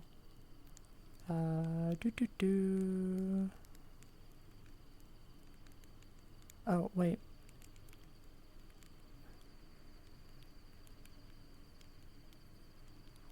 Welcome anyhow. Yeah, of course. Knowing the context, AD, it makes more sense. It is a little jarring seeing someone come in to chat with that name though. But yeah, happy to have you here. I hope you enjoy the chat. And hopefully the name won't bother anyone else as well. Okay, where were we? Oh. Once considered streaming under a joke monitor of cis horror or whatever Twitch would allow. So like, may have a brief. Oh, yeah. I'm sure there's plenty of people who make names like that, and then either regret them later or they just start owning the joke. Like, it becomes just their name. OMG, you found the perfect Twitch emote combo. It's perfect. Yeah, I feel like I've seen that one before, but I am so not good with Twitch emotes. I'm not very fluent with them, so whenever I'm in a chat, I very rarely use them because I have to like scroll through all of them to find the ones I like. I don't know what's there offhand, which I should know what's there. I should kind of go through and get used to things, but whenever I'm in the chat, I just want to watch whoever I'm watching. The W part gets an account blocked from being created. You tried the uncensored one originally. Interesting. Yeah, it's always a little interesting to see what different sites will censor. Like I uploaded a short on YouTube and I was gonna call it Astral Sucks at Goodbyes, but it did not want me to put sucks in there. It did not like the word sucks. So yeah, it's always interesting to see what gets blocked. Alright, almost done with this chapter. I'm planning on leaving Vicksburg tomorrow. If it is fine with you, would you care to accompany me? Her eyes widened in surprise. Are you sure? I don't want to be a burden on you. No, you won't bother me at all. It's the least I could do. Her smile poked through. It's a deal. All right, so we are leaning more into the her being an ally that we're going to lose later. But that takes us to chapter 5. And I don't know if we'll actually have time for finishing Man in the Suit today. We'll see. I do want to finish this one. I don't want to leave this one on a cliffhanger like we've done with some other stuff before. All right, chapter 5. It was approaching nighttime when I returned to the hotel. I approached the counter and hit the bell. Sir, I'm informing you that I will be leaving first thing tomorrow. Much like the first time I arrived, The employee did not come. I tapped the dusty counter with my fingers in irritation. Sir, let's not do this again. I allowed some more time to pass, but the man still did not show up. Is that how you are to treat a customer? Refusing to wait any longer, I climbed over the counter, nearly getting tangled in cobwebs. Blech, yuck. How can anyone live in this kind of condition? From the way the lights were dimly flickering, I was forced to collect as much light into my eyes as I could. As expected, the room was in total disrepair. Books were lying in piles beside the bookshelves. Webs coated furniture and tickled my nose. I fought the urge to sneeze. The floorboards creaked and moaned under my weight. The further I went, the light diluted into beams. Sir, come out now. This is getting ridiculous. Finally, my eyes settled on a heap of clothing. He couldn't, could he? The thought of the peculiar man parading around in his birthday suit was burned into my mind. A ruffling of the clothes knocked me out of my train of thought. I slowly advanced towards them, with it becoming evident that the man evaporated. Before I could theorize what happened to him, dozens of small white objects erupted from the clothing and scuttered around like cockroaches dispersing when a light is turned on. What the... The millions of spidery, bloated things crawled on the walls and up my clothes. In a panic, I scrambled over the counter, the wet squelches of crushed younglings making me squeamish. Debris rained down from the ceiling as a sudden earthquake surged. I could have sworn I heard something writhing in agony from the bowels of the earth. The foundation of the hotel shook incessantly, and groaned with the death of each abomination, suggesting a possible link between the two. The stairs finally dissolved and exploded into splinters. I covered my head as best I could, but the monstrous arachnids kept pursuing. Squish, squish, squish. The wet, gooey bodies of the monsters popped under my feet like overripe grapes. I had the sinking feeling of some of the residue getting between my toes. Eldritch ooze clung to the soles of my shoes, restricting my movement. Each time I tried to move, the runny, stringy substance came into contact with the floor and formed a strong adhesive. And those legs, so many legs, hundreds of thousands of marbles with an unnatural number of appendages crawled on my body. They creeped their way up my pant legs, with some slithering beneath the fabric. No matter how many times I tried to bat them off, these abominations latched on my body. The hairs on my body rose on end from the impression that I was being licked by the millions of spiders. My skin felt violated from the endless probing and pinching. I grabbed my ankles and continued my mad attempt to free myself. All right, let me catch up on chat. Oh, wow, you read on your own pace and got to chapter 7. Already it hit you with a truck of a certain story. Oh my gosh, I can't wait till we get there. Yeah, I'm glad you're enjoying it, Nate. Scarlett, remember she takes a break every so often to read chatter. Yeah, I do go at a bit of a slower pace. Even in general, though, I do like to read at a slower pace. I like to, very much imagine the imagery, and like when I feel there should be, pauses or movement that's not mentioned, I kind of fill that in my head on my own, at least when I'm reading to myself. But yeah, I am a slow reader, and I'm honestly not that good at doing the narrations, reading out loud. Derpy, the author of this, definitely plays a bard in D&D. I really got a flair for that. Yeah, I would not be surprised, Derpy. Do I like to read on my off time, by the way? It's kind of a hard question. I used to read all the time. Like, I would always have, a book in my backpack, or later on, my purse or whatever bag I was carrying with me. And it would be something where I'd always pull out a book to have for my downtime. But,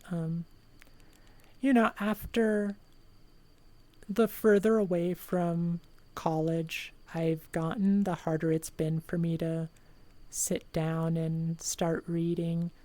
Every now and then I'll get a book or two done, but I don't read as much as I would like to. I do have some on my bookshelf that I hope to eventually read. It's kind of why I like doing these narrations. It gives me a chance to, read some new, at least creepypastas. I don't know if we'll move on to any other novels or not. We'll see someday. It's a little easier and more accessible to read the creepypastas for both me and the viewers.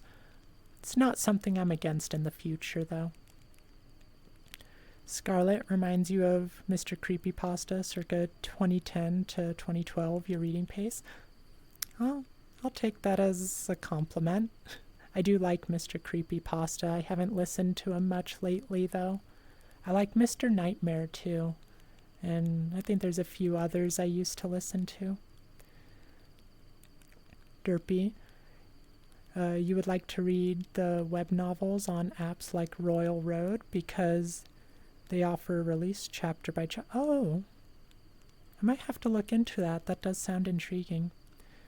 Scarlet, you liked him back then, haven't listened since around the listed time. Yeah, that's totally fair. Help! A faint, weak murmur caught my attention.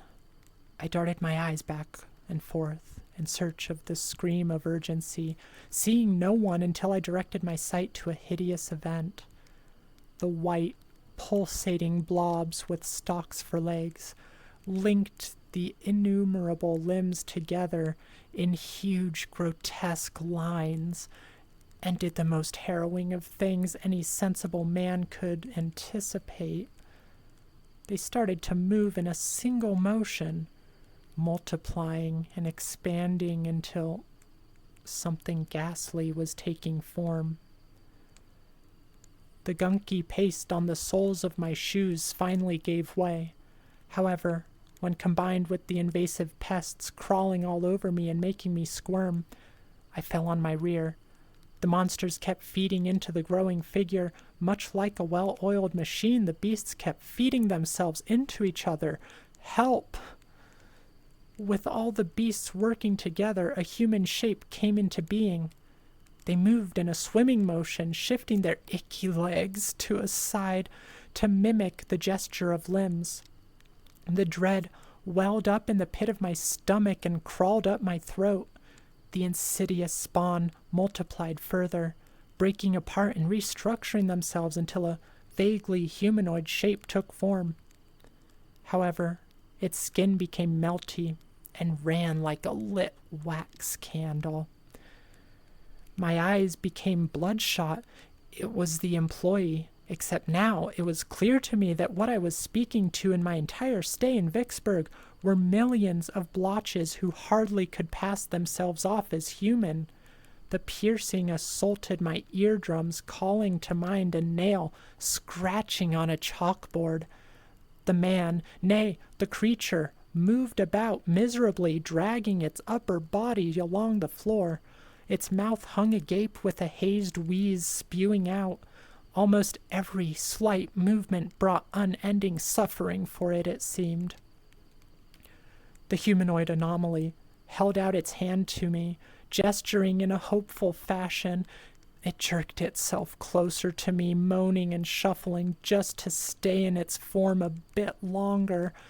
I became frozen temporarily, horrified at the unholy display which violated the laws of nature that every being under the sun had to follow. The hotel continued to collapse around us, shaking me out of my terror. I slowly backed away from the monster, but it somehow sensed that I was intending to do, and clawed its way toward me. It hissed at me, destroying the illusion it was desperately clinging to. Before it could strike, a plank fell from the collapsing ceiling and pinned it. It let out a high-pitched, hellish shriek, but there was no way I was going to humor it. I rushed to the door, the wet squelches of the broodlings I had killed echoing. Chapter 6. One more hydration break. I think we're getting somewhat close to the end. I think it's an 8-chapter story, and so we're doing pretty good. I think we're getting closer to my usual end time than I expected, or at least my scheduled end time.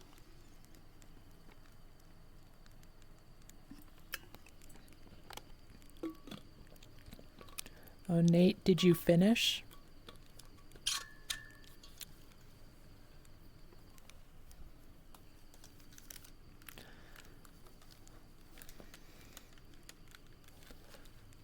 All right. We are continuing this stream until we finish this story. I am not ending at my scheduled time. That's okay though. I'm really enjoying this. I didn't think it was gonna I know it was long, but I didn't think it was going to take the full time. Maybe if I didn't get distracted so much. These are the emoji you could say describe this story so far. Ooh, okay. I'm not going to look into them too much then. I'm going to wait till we're all done. Okay, chapter 6. I succeeded at escaping the hotel as it suffered its final death throes and went up in a heap of primeval dust. As it cleared, all that was left of the establishment was a pile of bricks and smoking debris. My mind was still wrapped around the surreality? I've never actually said that word out loud. Surreality? I guess it's surreality of the situation. The pale, hairless appearance of the man, all the residents of the town's bizarre skin complexions, how that woman fought herself when she was deciding whether to eat me or not. None of them were humans, but arachnid, hideous carbon copies that struggled to be approachable. I shook my head. Whatever the case, I had to leave Vicksburg, but not before taking Narcissa with me. After all, I could not live with myself if I knowingly abandoned someone in this wretched town. Scarlett, enjoying streaming is why you have stuck to daily.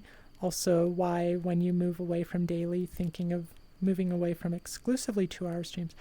Yeah, my, in particular, my Sunday and, I think my Wednesday streams also have started going a little long, or maybe it was Monday. At least my Sunday streams almost always go long, though. But yeah, I would like to, at some point, be able to do some longer streams for y'all. High-pitched screams filled the empty air, alerting me. Crap, more of the neighbors were coming. Obviously because they heard the collapse of the old building.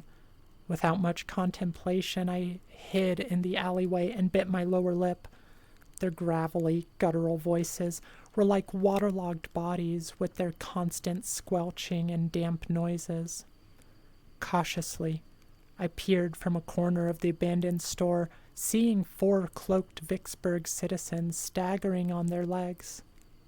If only I could decipher what they were saying to each other, only for curiosity's sake. As they chatted, one of the hooded figures stopped and slipped his hood from his bald head. I heard what sounded like mandibles clanging on each other when I noticed he was getting closer. I backed further into the alleyway out of concern that he had seen me. The hissing reached its apex with his long, spiderly fingers scraping the edge of the building. I shimmied down to get as close to the ground as I could, Even though it was nighttime, the creature's glare burned holes in the back of my head. He entered the alley, sliding his appendages into the dark void. We were so close. I smelled his pungent breath. Eventually, something else caught his attention, and he left with his group. I wiped the sweat off my brow and sighed in relief. With them distracted, I could make my escape attempt. However, before I could continue the next phase of my plan, a feminine voice echoed through the streets. My eyes widened in shock. Narcissa! I peeped from behind the dilapidated wall and almost doubled over. Narcissa was captured by the Vicksburg anomalies with her distress. Her arms flailed around with the feeble hope of striking one of her threats. I had to do something, but what could I do? I rummaged through my mind for a solution, but Narcissa's screams were making me anxious. Swallowing my pride, I sprinted towards the assembly and balled my fists. I swung wildly in the air, smashing my knuckles over and over into their gelatinous mass. Felt like I was punching raw meat. The more I railed against them, the Vicksburg anomalies gradually lost their corporeal forms and disintegrated, exploding into millions of skittering spiders. Narcissa glared in absolute horror upon seeing these humanoid beings dissolve into pulsating, rampant marbles on thousands of stalks. What is this? There was no time to explain. I grabbed her wrist and urged her to move. Her warm, silky hand felt amazing to grope, but I threw that thought to the back of my mind. My heart galloped behind my chest as my breathing became taxing. My lungs wheezed and buckled beneath my ribcage. The sound of thousands of pony fleshless legs scraping the ground reverberated on the streets. Everyone in this town, all those monstrosities linked together, mimicking the basic movements of a human body. Narcissa shared an equal look of dread. What should we do? She grasped my arm and squeezed up against it. Her soft breasts felt amazing around my wedged arm, driving me crazy. Her warm breath sent a chill down my spine. Even when she was being terrified, that statuesque build and her intense glare of hers made her impeccable. We have to find a place to hide and wait for things to blow over. The blonde woman scratched her head. If you are looking for refuge, I know just the place. Okay, yeah, Scarlett, you're totally right. This person wanted to write some smut, but then they're like, nah, I'll do horror instead. But yeah, that was very very awkward, like, and if that's just like, the character of our, protagonist in this story, like, come on, how are you thinking about that stuff in the middle of this? You got these spiders, like, going after people, and you went reverse, so you don't think that anymore? I mean, I guess I don't think he actually, like, went out with the intention of, like, writing a smut and it just turned into horror. But I do think he wanted... Oh, okay, I see what you meant. But yeah, at the very least, I feel like he probably wrote this over a time span where, he kind of went back and forth with what thing he was in the mood to write. All right, Chapter 7. I let Narcissa lead the way, happy that she knew the layouts of the town. Throughout the whole secretive walk, we did not speak a word to each other. The air around us became thick enough to slice with a knife. After about 2 seconds into it, I tried to break the ice. So, we've been traveling for a while now, haven't we? She did not respond. That night was especially breathtaking. The moon was in close proximity to the earth, resembling a polished pearl. Narcissa used the light radiating from the celestial body and led me further away from the town and into the rough thickets of the woods. The forest was completely bereft of noise. No owls screeched in the night. If there were crickets, they were deathly silent. Narcissa gently tugged my arm deeper in the neck of the woods until we stopped at a cave. At the entrance, Narcissa withdrew a torch and lit it. She then beckoned me inside. I was not thrilled to be oh my gosh. Okay, I just had a thought, but we'll talk about it later. I was not thrilled to be entering into a dreary, claustrophobic area. But those cultists could still be on our track. Soaking in my fears, I entered the cold and dreary cave. A pungent, repulsive smell, that of decaying matter, drifted from the entrance.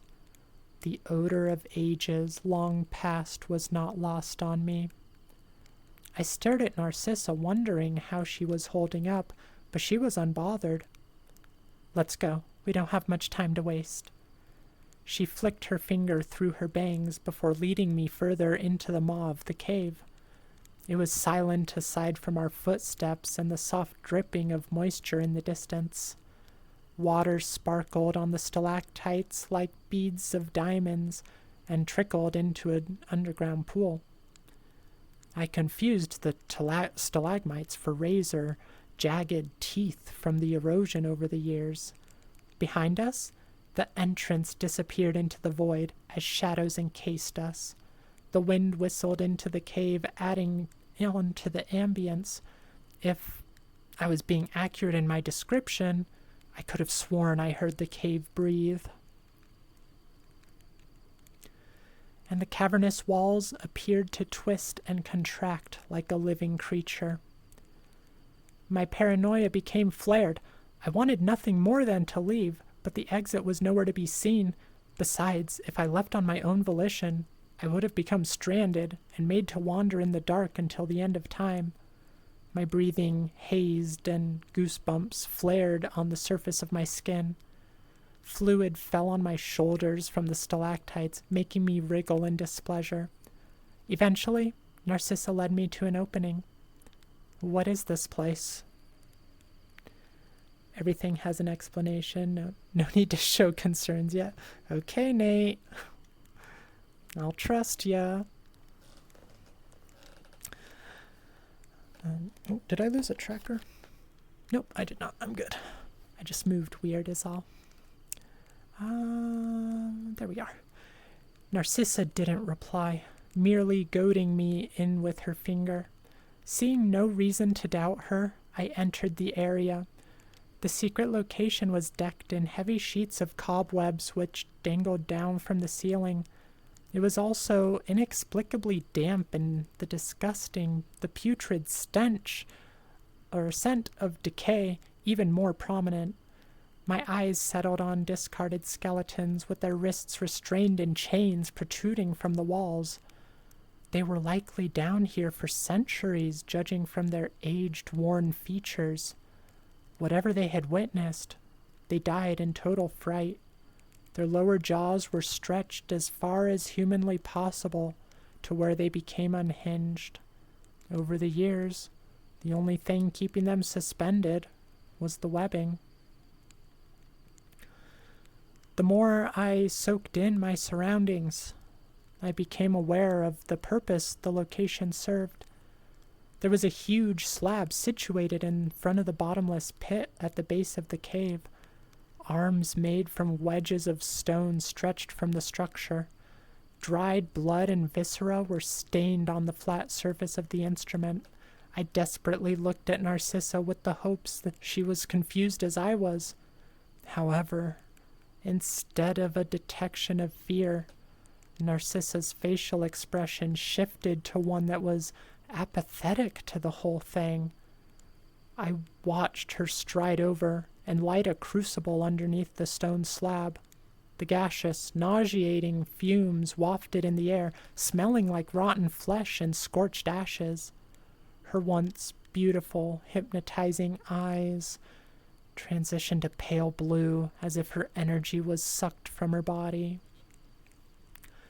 Hundreds of years ago, the great Old One Ahort first manifested in the town of Vicksburg. This cave is the exact place that, according to the folk tales, a woman who came from an impoverished upbringing made a deal to the gods for eternal beauty and youth. Narcissa, what are you suggesting? I felt a wet, slick object grasp my shoulders. The cultists' voices gurgled and wheezed. Before I could try to fight back, two of the worshippers lifted me off the ground and directed me to the stone slab. I kicked and thrashed. I flailed my arms around. Nothing happened. They tossed me on the hard surface with such force I felt my spine buckle. My wrists were tightly tied to the arms of the instrument, the ropes eating into the tender flesh. Narcissa stared at me for a few seconds. She was no longer the woman I thought I knew for the duration of my stay in Vicksburg. She strolled over, kneeling and staring at the primitive skeletons. And once again, my god will have a sacrifice. Sacrifice. The word bounced around in my head. Everything was happening so fast. You know an awful lot about that myth. She laughed.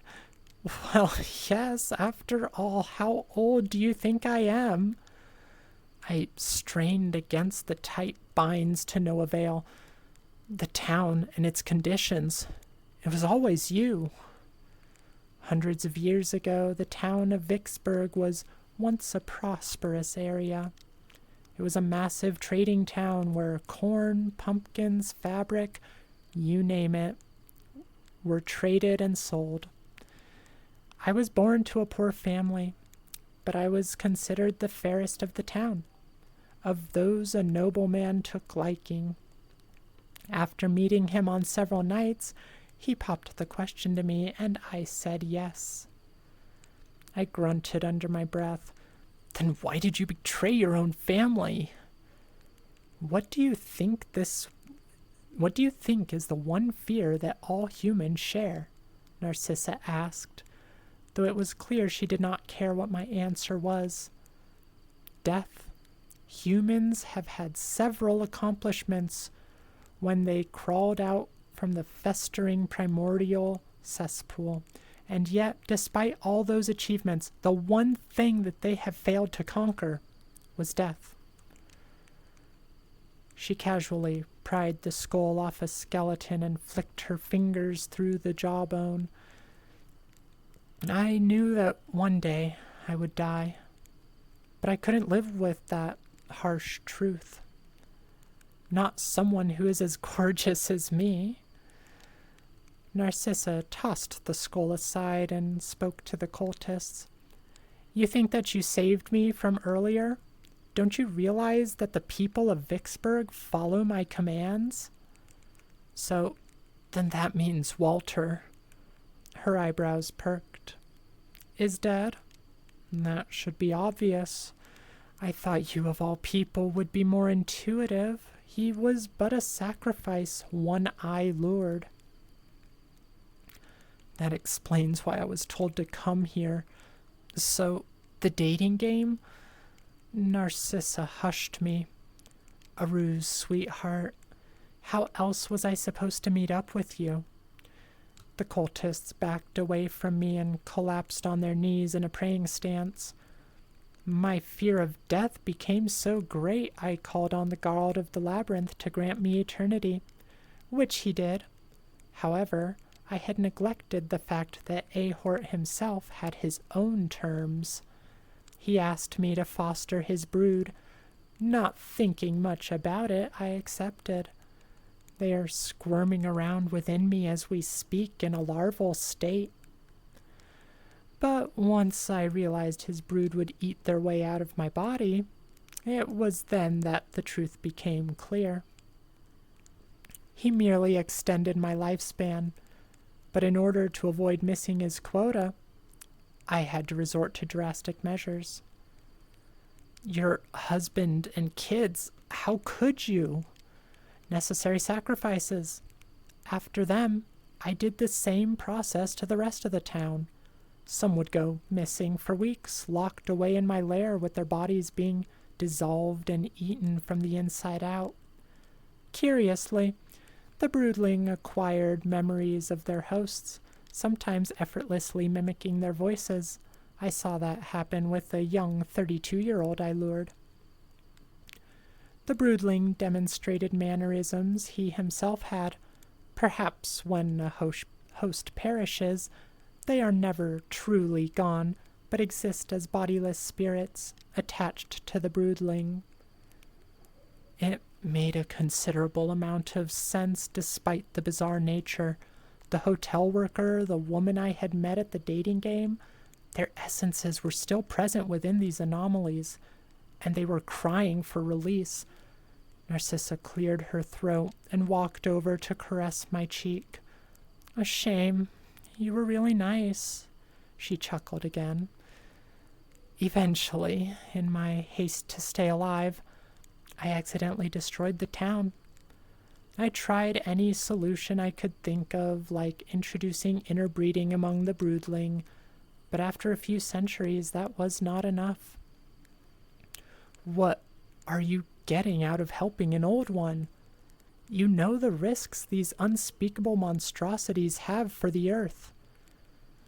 The god of the labyrinth shall once again be free to rule this world.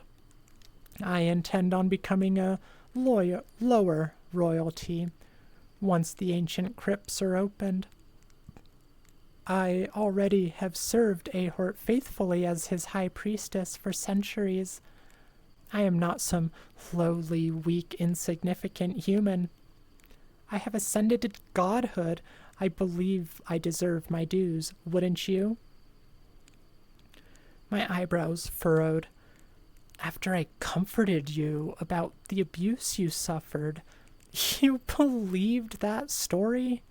Narcissa's chuckling became louder and echoed through the cave. Gods, you are as pathetic as all those other humans who I tricked into loving me. I snarled. You'll never get away with this. I will escape and tell Jacques about what I learned. The town will be demolished faster than you could even blink. Narcissa's grin stretched around her ears. Need I remind you that the broodling follow my commands because of the spawn that are swimming in my stomach? Through Ahort, I have eyes all over the scope of this world.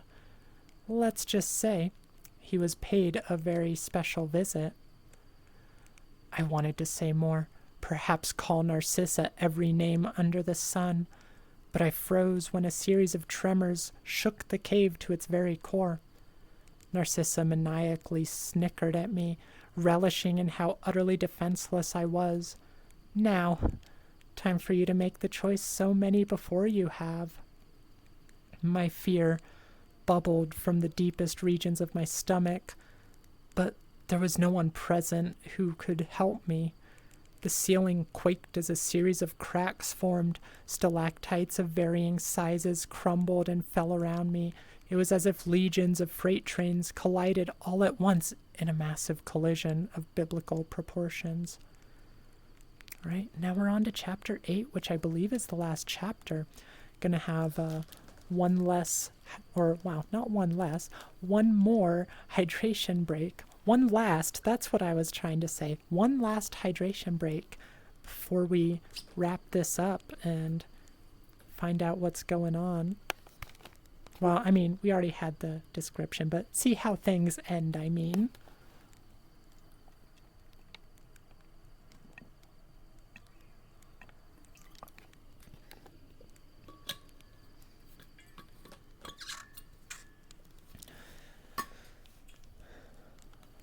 All right.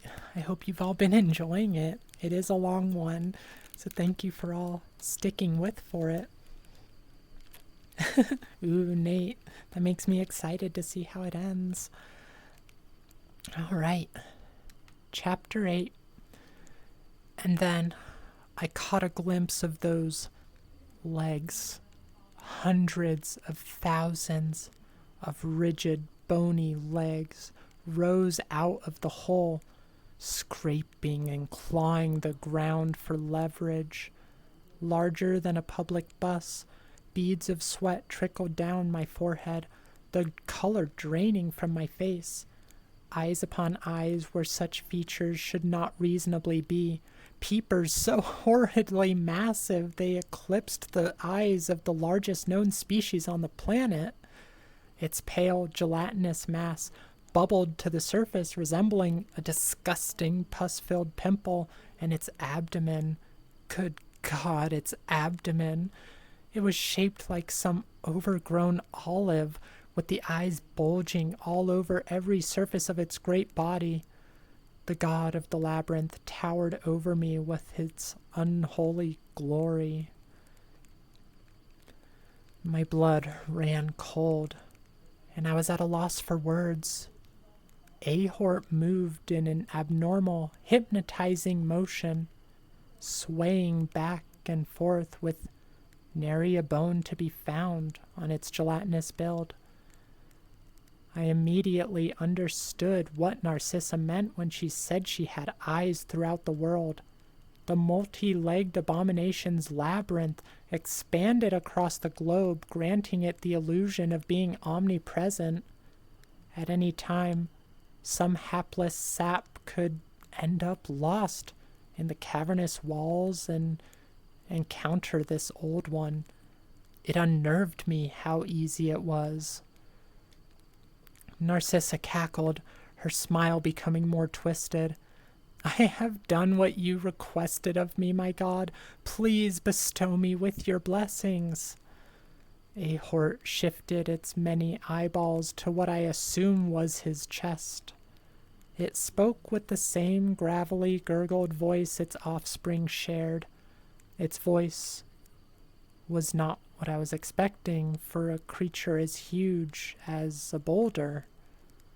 Its tone was distant, bizarrely cordial. Despite its terribleness, the pale god was patient, unspeakably so. I am afraid you misunderstand, mortal.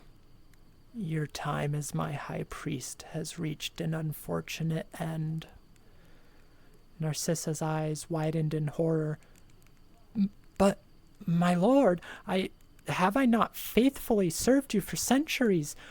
I have provided you with the best sacrifices to meet your quota.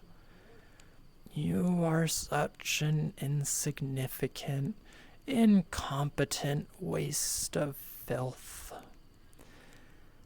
Something shifted within Ahort's indescribable mass and stretched and twisted indefinitely into itself, forming a colossal fist. You have forgotten your place, human. You may have an extended life in comparison to the rest of your kind, but you also forget who it is who can take it away. Narcissa clasped her hands together in deep prayer. No, Ahort, please. I am sorry for speaking out of turn. Please, let me serve you for eternity. I will kill whoever I have to in your name, if you just... Without warning, Narcissa keeled forward, grimacing. Her eyes bulged upon the realization of what was happening to her. Dozens of Ahort's broods squirmed and wriggled from within her body, ruffling her outer skin. She clutched her midsection between her arms, letting rip a haunting, agony-filled moan. Yet no matter how much she begged, her desperation fell on deaf ears. Narcissa's face contorted into a twisted scowl, with ludicrous tears streaming down. No, my lord. A deathly cough started to choke her out. Gagging profusely, streams of white, spindly creatures wriggled free.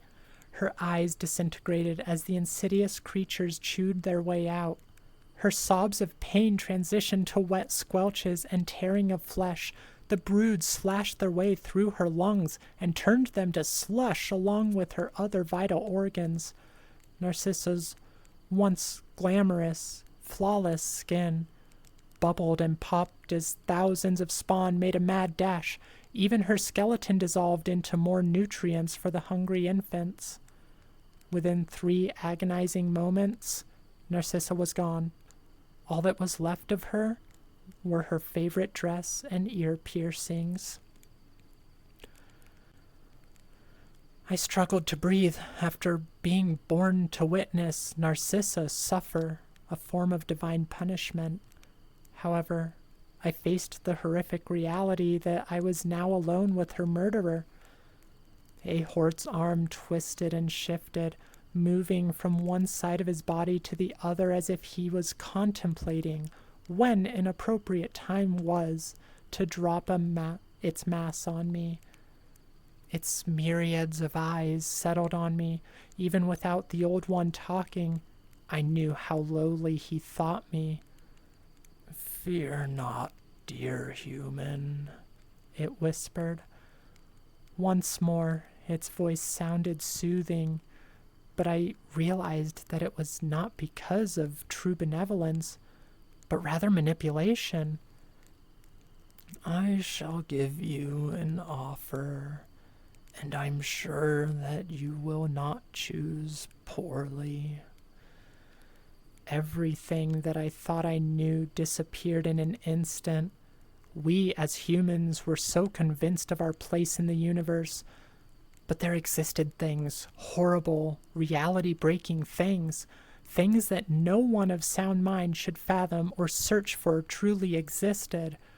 We are but a speck of dust in the grand scheme of things, and the old ones thirst for release.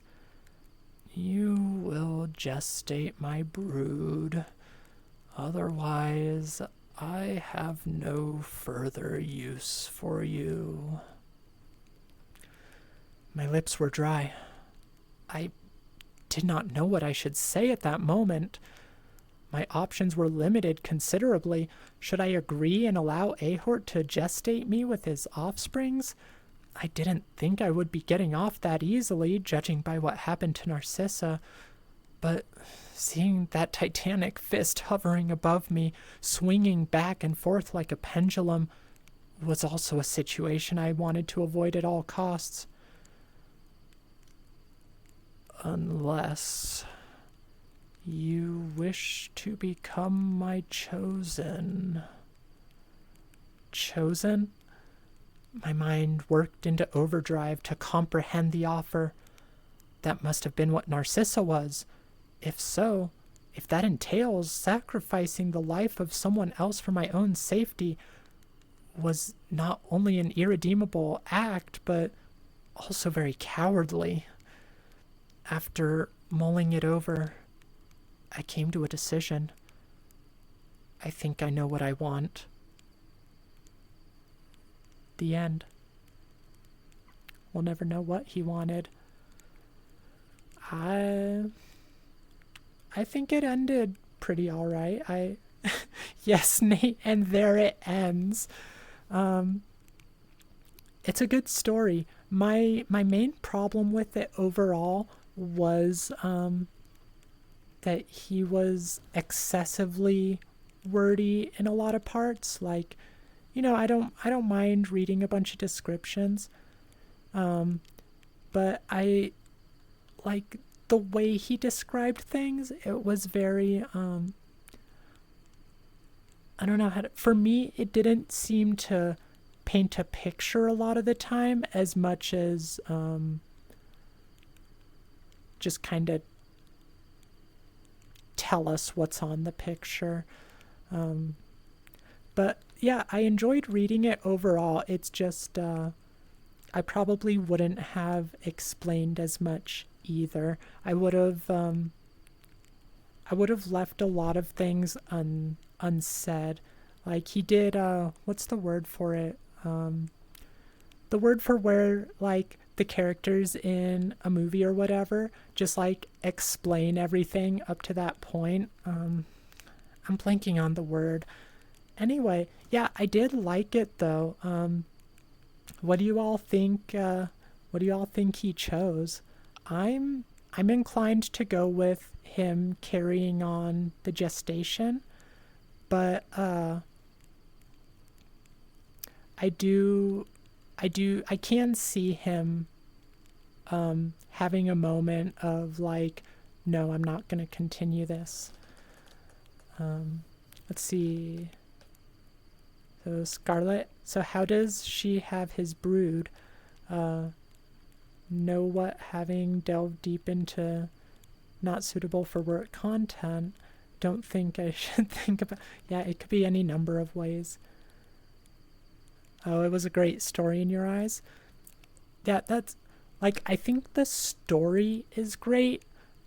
The writing is what leaves a little bit to be desired for me. But yeah, I wouldn't knock it. You know, my issues with the writing, in the end, they don't matter all that much. It was a great story. I enjoyed it.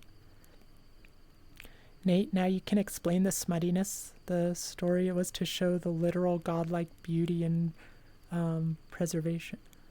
Okay, yeah. Yeah, that does make some more sense. Scarlet Death Flag, I hope.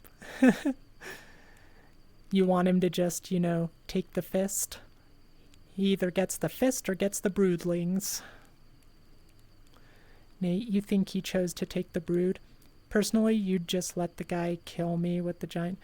Yeah, I think I would probably go with the fist.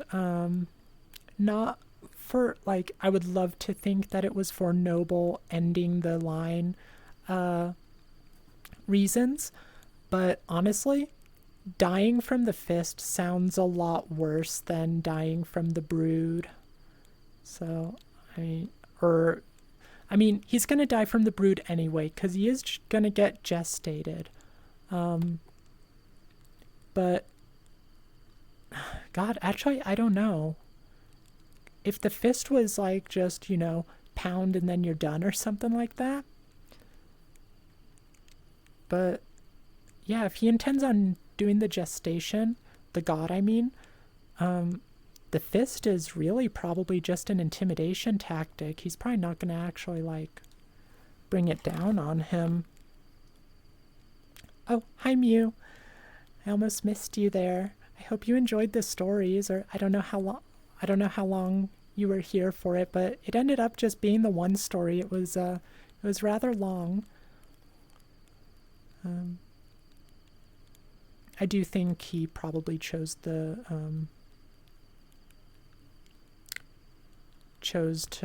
be the chosen or whatever. Nate, also the one theme you love being present is the concept of death, more so the fear of death. Yeah, and that, I think they could have done more, with that, like, framing it in a way that, like, if they had shown, his choice at the end being like, no, I'm just going to end it, I'm not going to be your chosen, like, it shows the difference in character between, the witch, Narcissa, and him, how she gave up her humanity, like, ironically, the fear of death is a very human thing, so she gave up that humanity to not have that fear. Not ironically, I don't know why I said ironically, but, they frequently, at least a few times, mention all humans have that one fear. They fear death. And, I totally disagree with that. Not everyone does fear death, whether it's in a reckless manner or a more spiritual manner. But, like, if it showed him just accepting death, I think it would show, like, a very solid piece of his character. At least that's what I would do if I was writing the story. Like, clearly the author, wanted to go for some different stuff. Scarlet, is there a sequel story? Not to my knowledge, and I mean, I could look around for one another time, but given given how this story plays out, I feel like he probably wanted it to be the end right here. Although I could see other stories being in this universe. That would be kind of fun.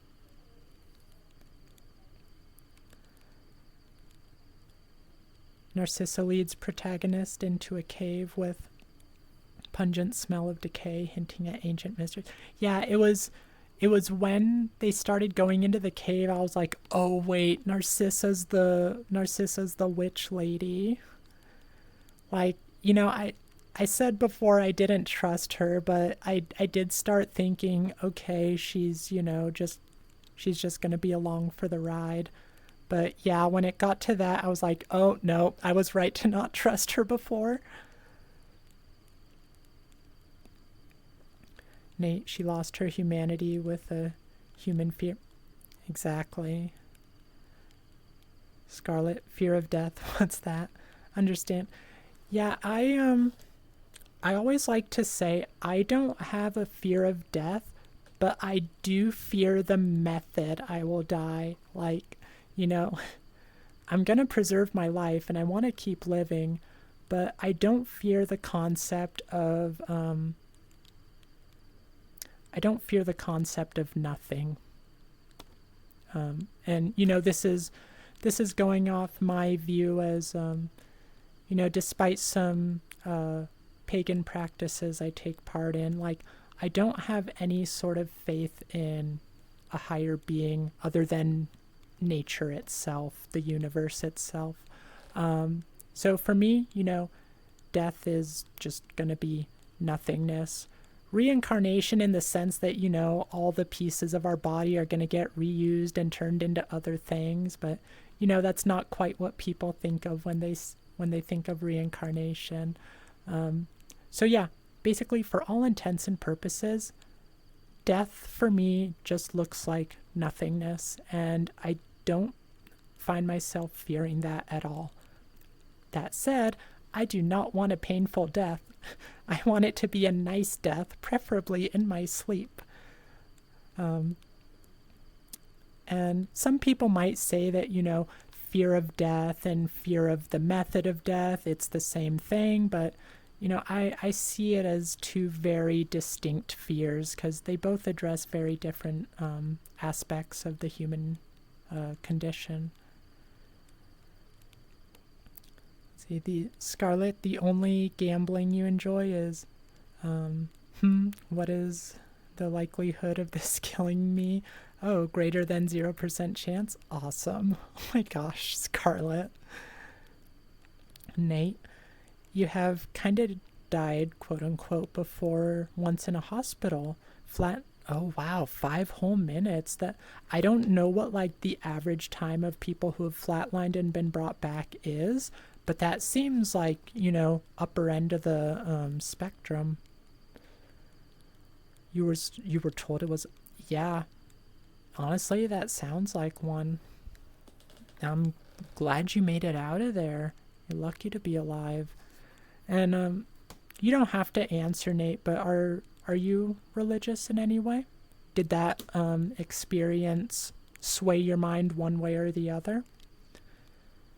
Scarlet, think 10 minutes is where they say, oh, okay. Yeah, I don't know much about that stuff. I just know 5 minutes seems like a really long time. But yeah, I always like talking about philosophy and religion. And as far as religion, I don't have any ill will towards any religions themselves. But, some people definitely do, regardless of what their religion is. Some people do misuse them. And those people, I have issue with. But not the religions themselves. I think religions are fascinating and can do a lot of good for people if, it resonates with them. Nate, but yeah, you can say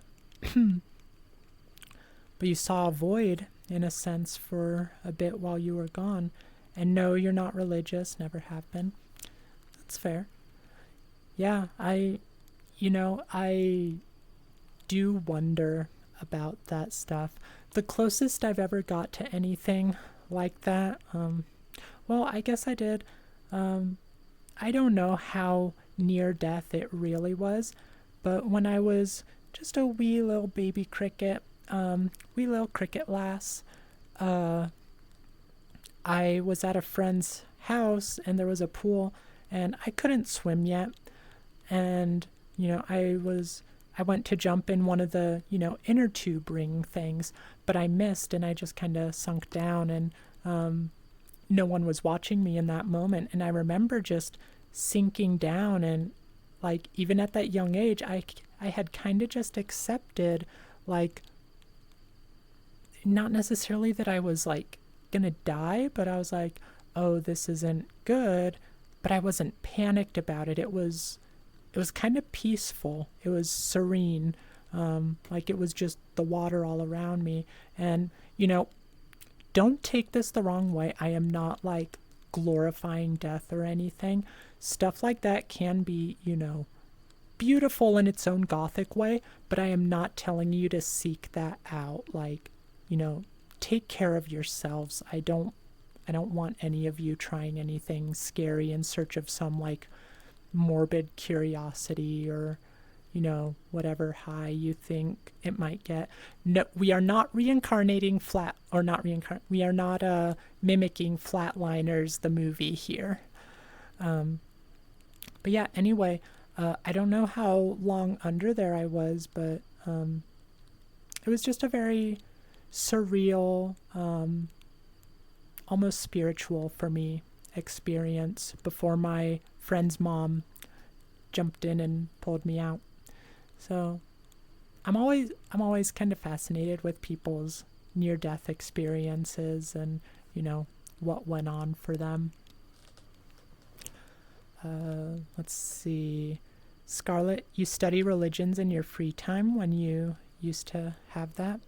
Only ones you avoid are monotheistic. Yeah. See, and I enjoy the monotheists' religions as well. Not everything is like all that interesting, but there's always a little bit of something in every religion that I can find some interest in. Scarlett, you nearly drowned at 6 years old when you couldn't swim. How was that? Do you remember it very well? I'm curious what kind of experience you had. Again, if you don't mind talking about it, like, I want y'all to feel safe and comfortable. If anyone's not, comfortable talking about this stuff, then, let us know and we will, of course, change the subject. But I find this sort of thing very fascinating and, I think it's good to explore these more abstract concepts and ideas that, are maybe kind of scary or taboo to talk about, in so much as I don't get banned from Twitch because I want to stay streaming for you guys for a good long time. Nate, thinking back, you have a lot of near-death experiences, actually. Oh, maybe I'm wrong, but were you the one who said they have a lot of, like, burns and scars and stuff? Because if that was you, then that totally makes sense.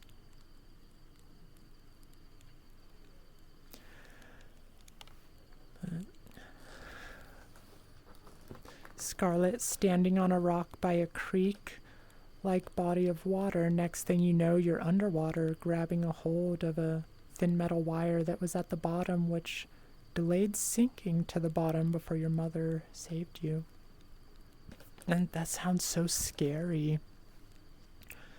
Yeah, and that's always kind of what I'm interested in, because, like, when I went in the water when I was little, there was no survival instinct that kicked in. I wasn't flailing. I wasn't like trying to do anything. I just remember floating down very calmly. And even when my friend's mom pulled me back up, I don't remember like acting, completely concerned or anything. It's very odd how different people handle experiences like that. Think it killed your fear of dying? Death is inevitable. Yeah, yeah. And with that though, I do think, we can conquer death to some degree because it's, just the degradation of our bodies, and we're getting better at keeping those bodies in better condition. So we can definitely keep delaying it, and who knows where medical science will lead us in the future if we can, start getting cells regrowing and stuff. It's an interesting thing to think about. But yeah, for as far as we know, no matter what we do, death is going to be inevitable. That doesn't mean I'm not going to try to avoid the more painful methods of death, though.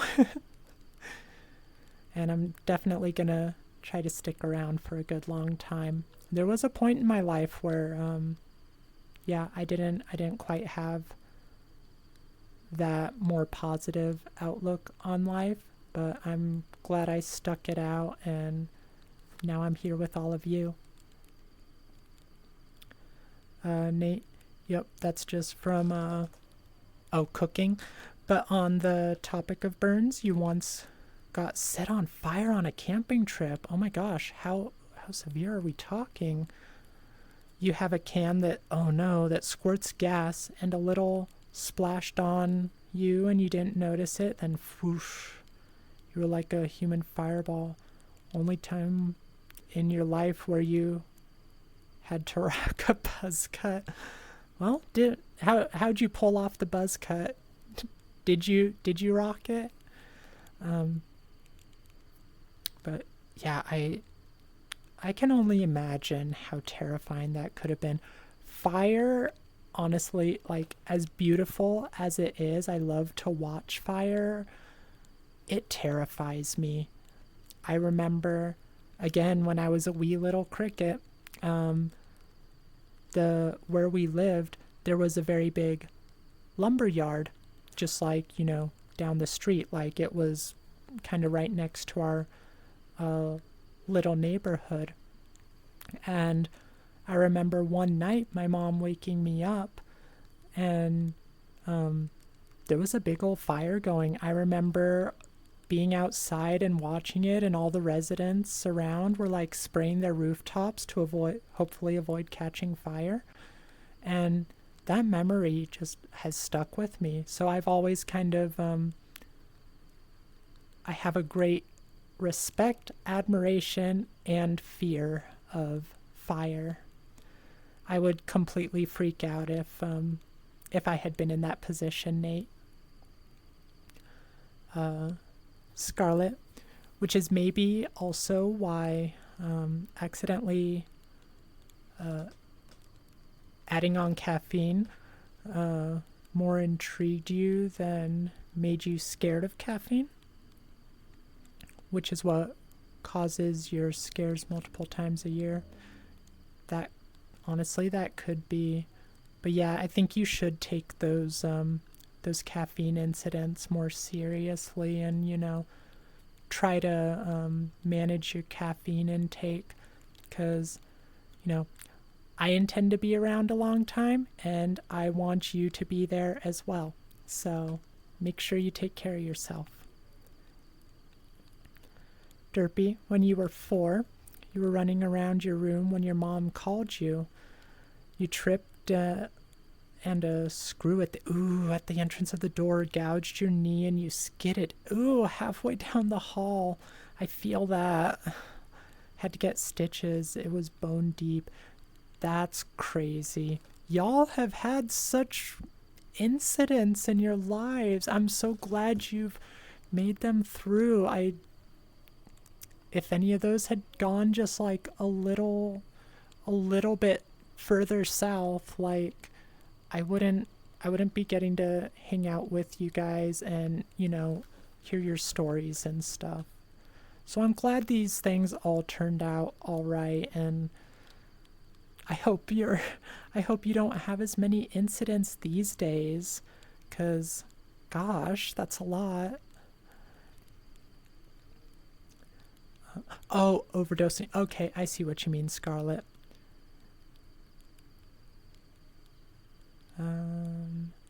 Nate, some people thought you were a trooper when you had the cut.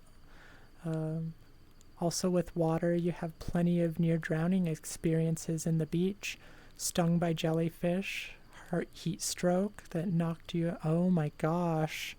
Yeah, you gotta be really careful at the beach. This is, I used to live in California, and I was never a great swimmer. But yeah, there were a couple times where, the water just can grab you just right and pull you out further than you expect, or a wave hits you and you're just tumbling and you lose your sense of direction. The ocean is scary. I love it, but it's scary. Gotta be careful around it for sure. Definitely respect its power. Derpy, you still have a scar? Yeah, I would imagine so. Something like that. Like, that doesn't just go away. Scarlet, once you feel like you can take 2 to 3 weeks off, you plan to cut your intake of caffeine so you can start from zero tolerance. Well, you'll have the best way to deal with it for you.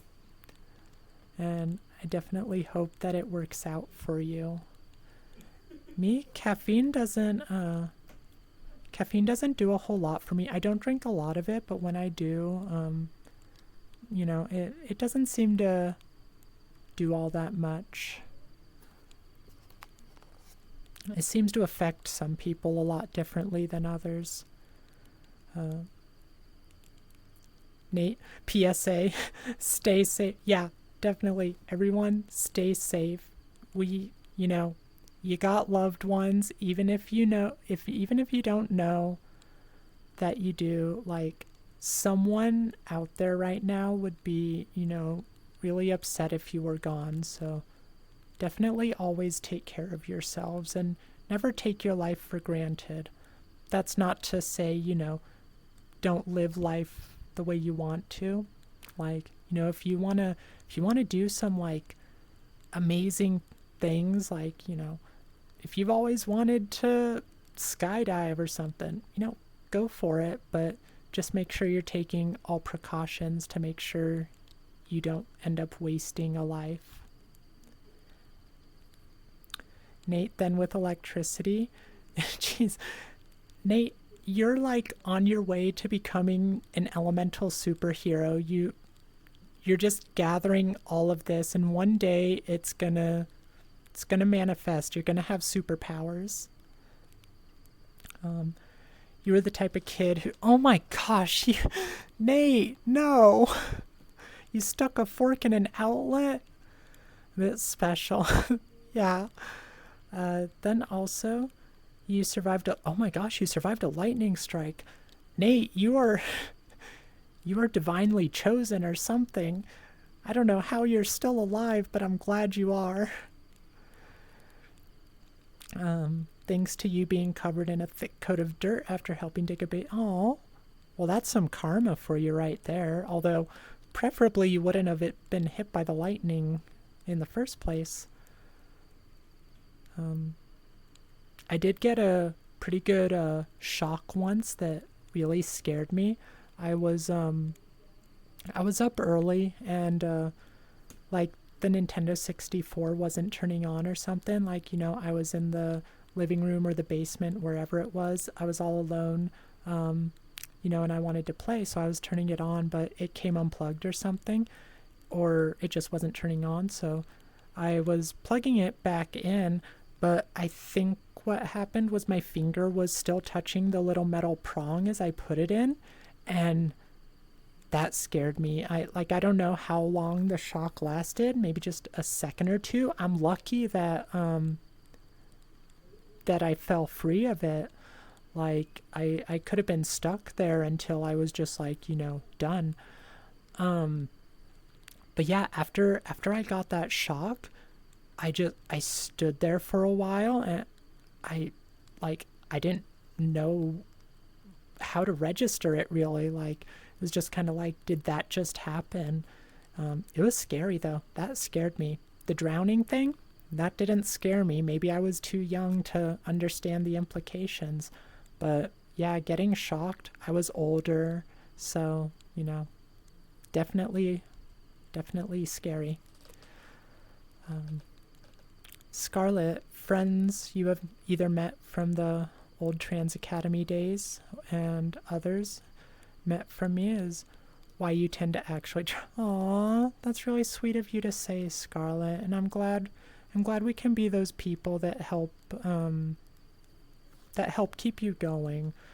Like, we all need to be that person for, we can't do it for everyone, even if we want to. We can't do it for everyone. That's just gonna take too much out of us, and it does no good that way.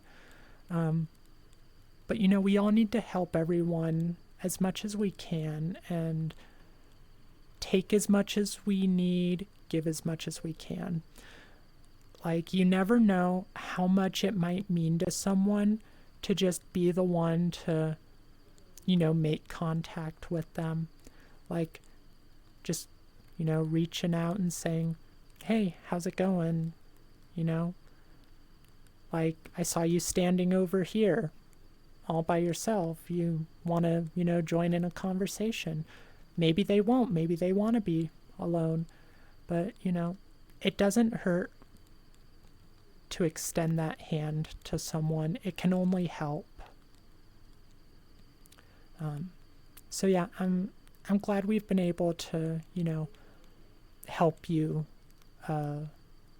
keep going, and I hope one day you can be in a much better place and maybe help someone else in turn pass it forward, as it were. Because it doesn't take much, just a little bit of courtesy and empathy. Scarlet, wall outlet electricity tickles. Oh my gosh. Though you may have a high pain. I mean, you could be, especially if you have a lot of calluses or something. Nate, the gods want you dead, but they'll never take you. Even when you took a polar plunge in Alaska and got hypothermia, even when... Oh my gosh, why did you drink bleach? Nate, oh my gosh. Jeez, Nate, yeah, I don't know. Something out there wants you dead, but geez, something else out there wants you alive just as much. Oh my gosh, 4 stories. Nate, you have lived a life. Oh my god. And you don't have to answer if you don't want to, but how old are you, Nate? Derpy, most recent scar-inducing injury was 4 months ago. You were biking to Kroger for some stuff when you crashed bad, and 3 parts of your foot. Got up and finished the shopping trip before you oh my gosh. Dang. Y'all are crazy. That's all I gotta say. Complimenting their avatar can always start a friend. Totally not. No, honestly, and that's what I say to people. Like, anyone who's nervous about starting a conversation with someone, like they don't know what to say or anything, that's totally my playbook. Like, in VR chat at least, compliment someone's avatar. Like, it has to be genuine, of course. Like, the whole thing does not... People aren't stupid. A lot of people can tell if, you're being disingenuine. You have to, like, genuinely mean it. Find something about that person's avatar to compliment, and then That's a solid way to get into a conversation. Maybe the conversation won't, extend beyond that initial meeting. Maybe you'll become best friends. Who knows? But, like, if you're ever struggling with meeting people, remember that, if you're feeling awkward, someone else in the room probably is as well. That person standing over on, the wall might be waiting to have someone come up and talk to them. Because I know I was that person. And I started thinking to myself, well, if I'm, standing here waiting for someone to talk to me, then I bet at least some of these people who are standing alone are waiting for the same thing. And, that makes it a bit more comfortable. And being very forward with your awkwardness can help too. For the longest time, like every time I introduced myself to people at, these VR chat meetings, I would start by saying how awkward I was. But yeah, y'all can do it. Y'all have the power to make your lives whatever you want them to be. Sometimes it just takes a while. Let's see. You're 25, Nate? Gosh, you're still so young for having, like, from the way you talk about everything and how mature you are, I wouldn't have been surprised if you were, late 30s or even early 40s. You've got an old soul for sure. I suppose all those near-death experiences will do that to a person. You really like the neon highlights in my hair. Thank you, Derpy. I really love this as well. It took me a while to find, exactly how I wanted this hair. But yeah, something like that. That's all you have to do to start a conversation with someone. Whether it goes further or not, that's as much up to them as it is you. They do have to pass the ball back to you after you pass it to them. Nate, then of course you get a couple of cars. Oh my gosh, cars hitting you, none over 30 miles per hour. Well, that's something. Had a crazy ex who stabbed you once with keys. Oh my gosh. And having furniture flatten you. Gosh, Nate, you gotta make this stop, okay? No more of these. You gotta stop having these experiences. I don't know.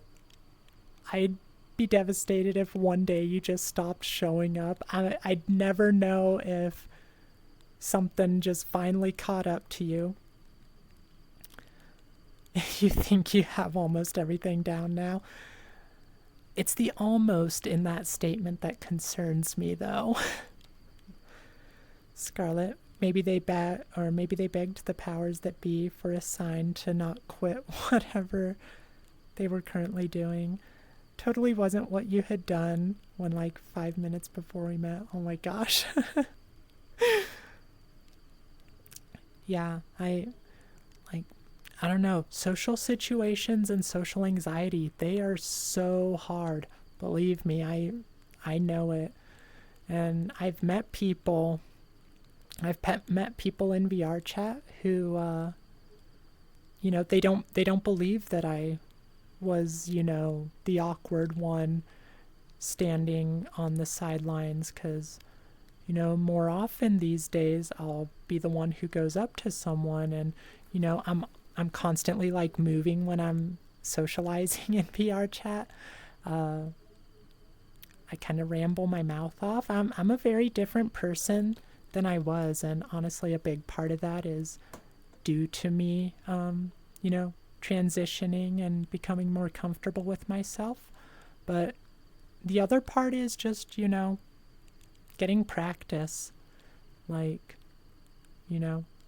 it's scary, but you get better as you go, and other people are going to be scared too of the social interaction. Oh my gosh, animal attacks, Nate? 1 bear, 4 dogs, 3 cats. Is that what they're called? A boogle of weasels? That's funny. And 5 bird incidents. If you, I can't fathom how you get into so many situations, Nate. But we went like an hour past when I scheduled myself to, and I do need to eat some dinner still, and probably see if I can meet up with some people afterwards. But I had a lot of fun this stream. It's always a blast talking to you guys. An active chat is the missed 1 dog. Oh my gosh. Go eat something tasty. Enjoy your evening. Right then, bye. Yeah, bye everyone. I enjoyed seeing you all. I'm sorry we only got through 1 story and no man in the suit. I do want to have because you guys were mentioning the SCPs. I do want to in the future have one of these days that's mostly dedicated to SCP stories. But yeah, we do. Yes, Covington. Yes, y'all know I'm bad at goodbyes, so I'll try to make it. I'll try to make it a little quicker. I gotta, give you a hug, and yeah, it was a fun stream. Geez, SCP, totally not something. 4 flashbacks. Oh my gosh. Okay, but yeah, we're gonna end it before I get distracted by anything else. I love y'all so much. Take care of yourselves. Be good to each other. And I will see you tomorrow, actually. Tomorrow I'm going to be doing a collab with Scarlett. We're going to play some VR chat games. And yeah, hopefully it'll be a lot of fun. So I'll see you tomorrow. Y'all have a wonderful night. Bye-bye.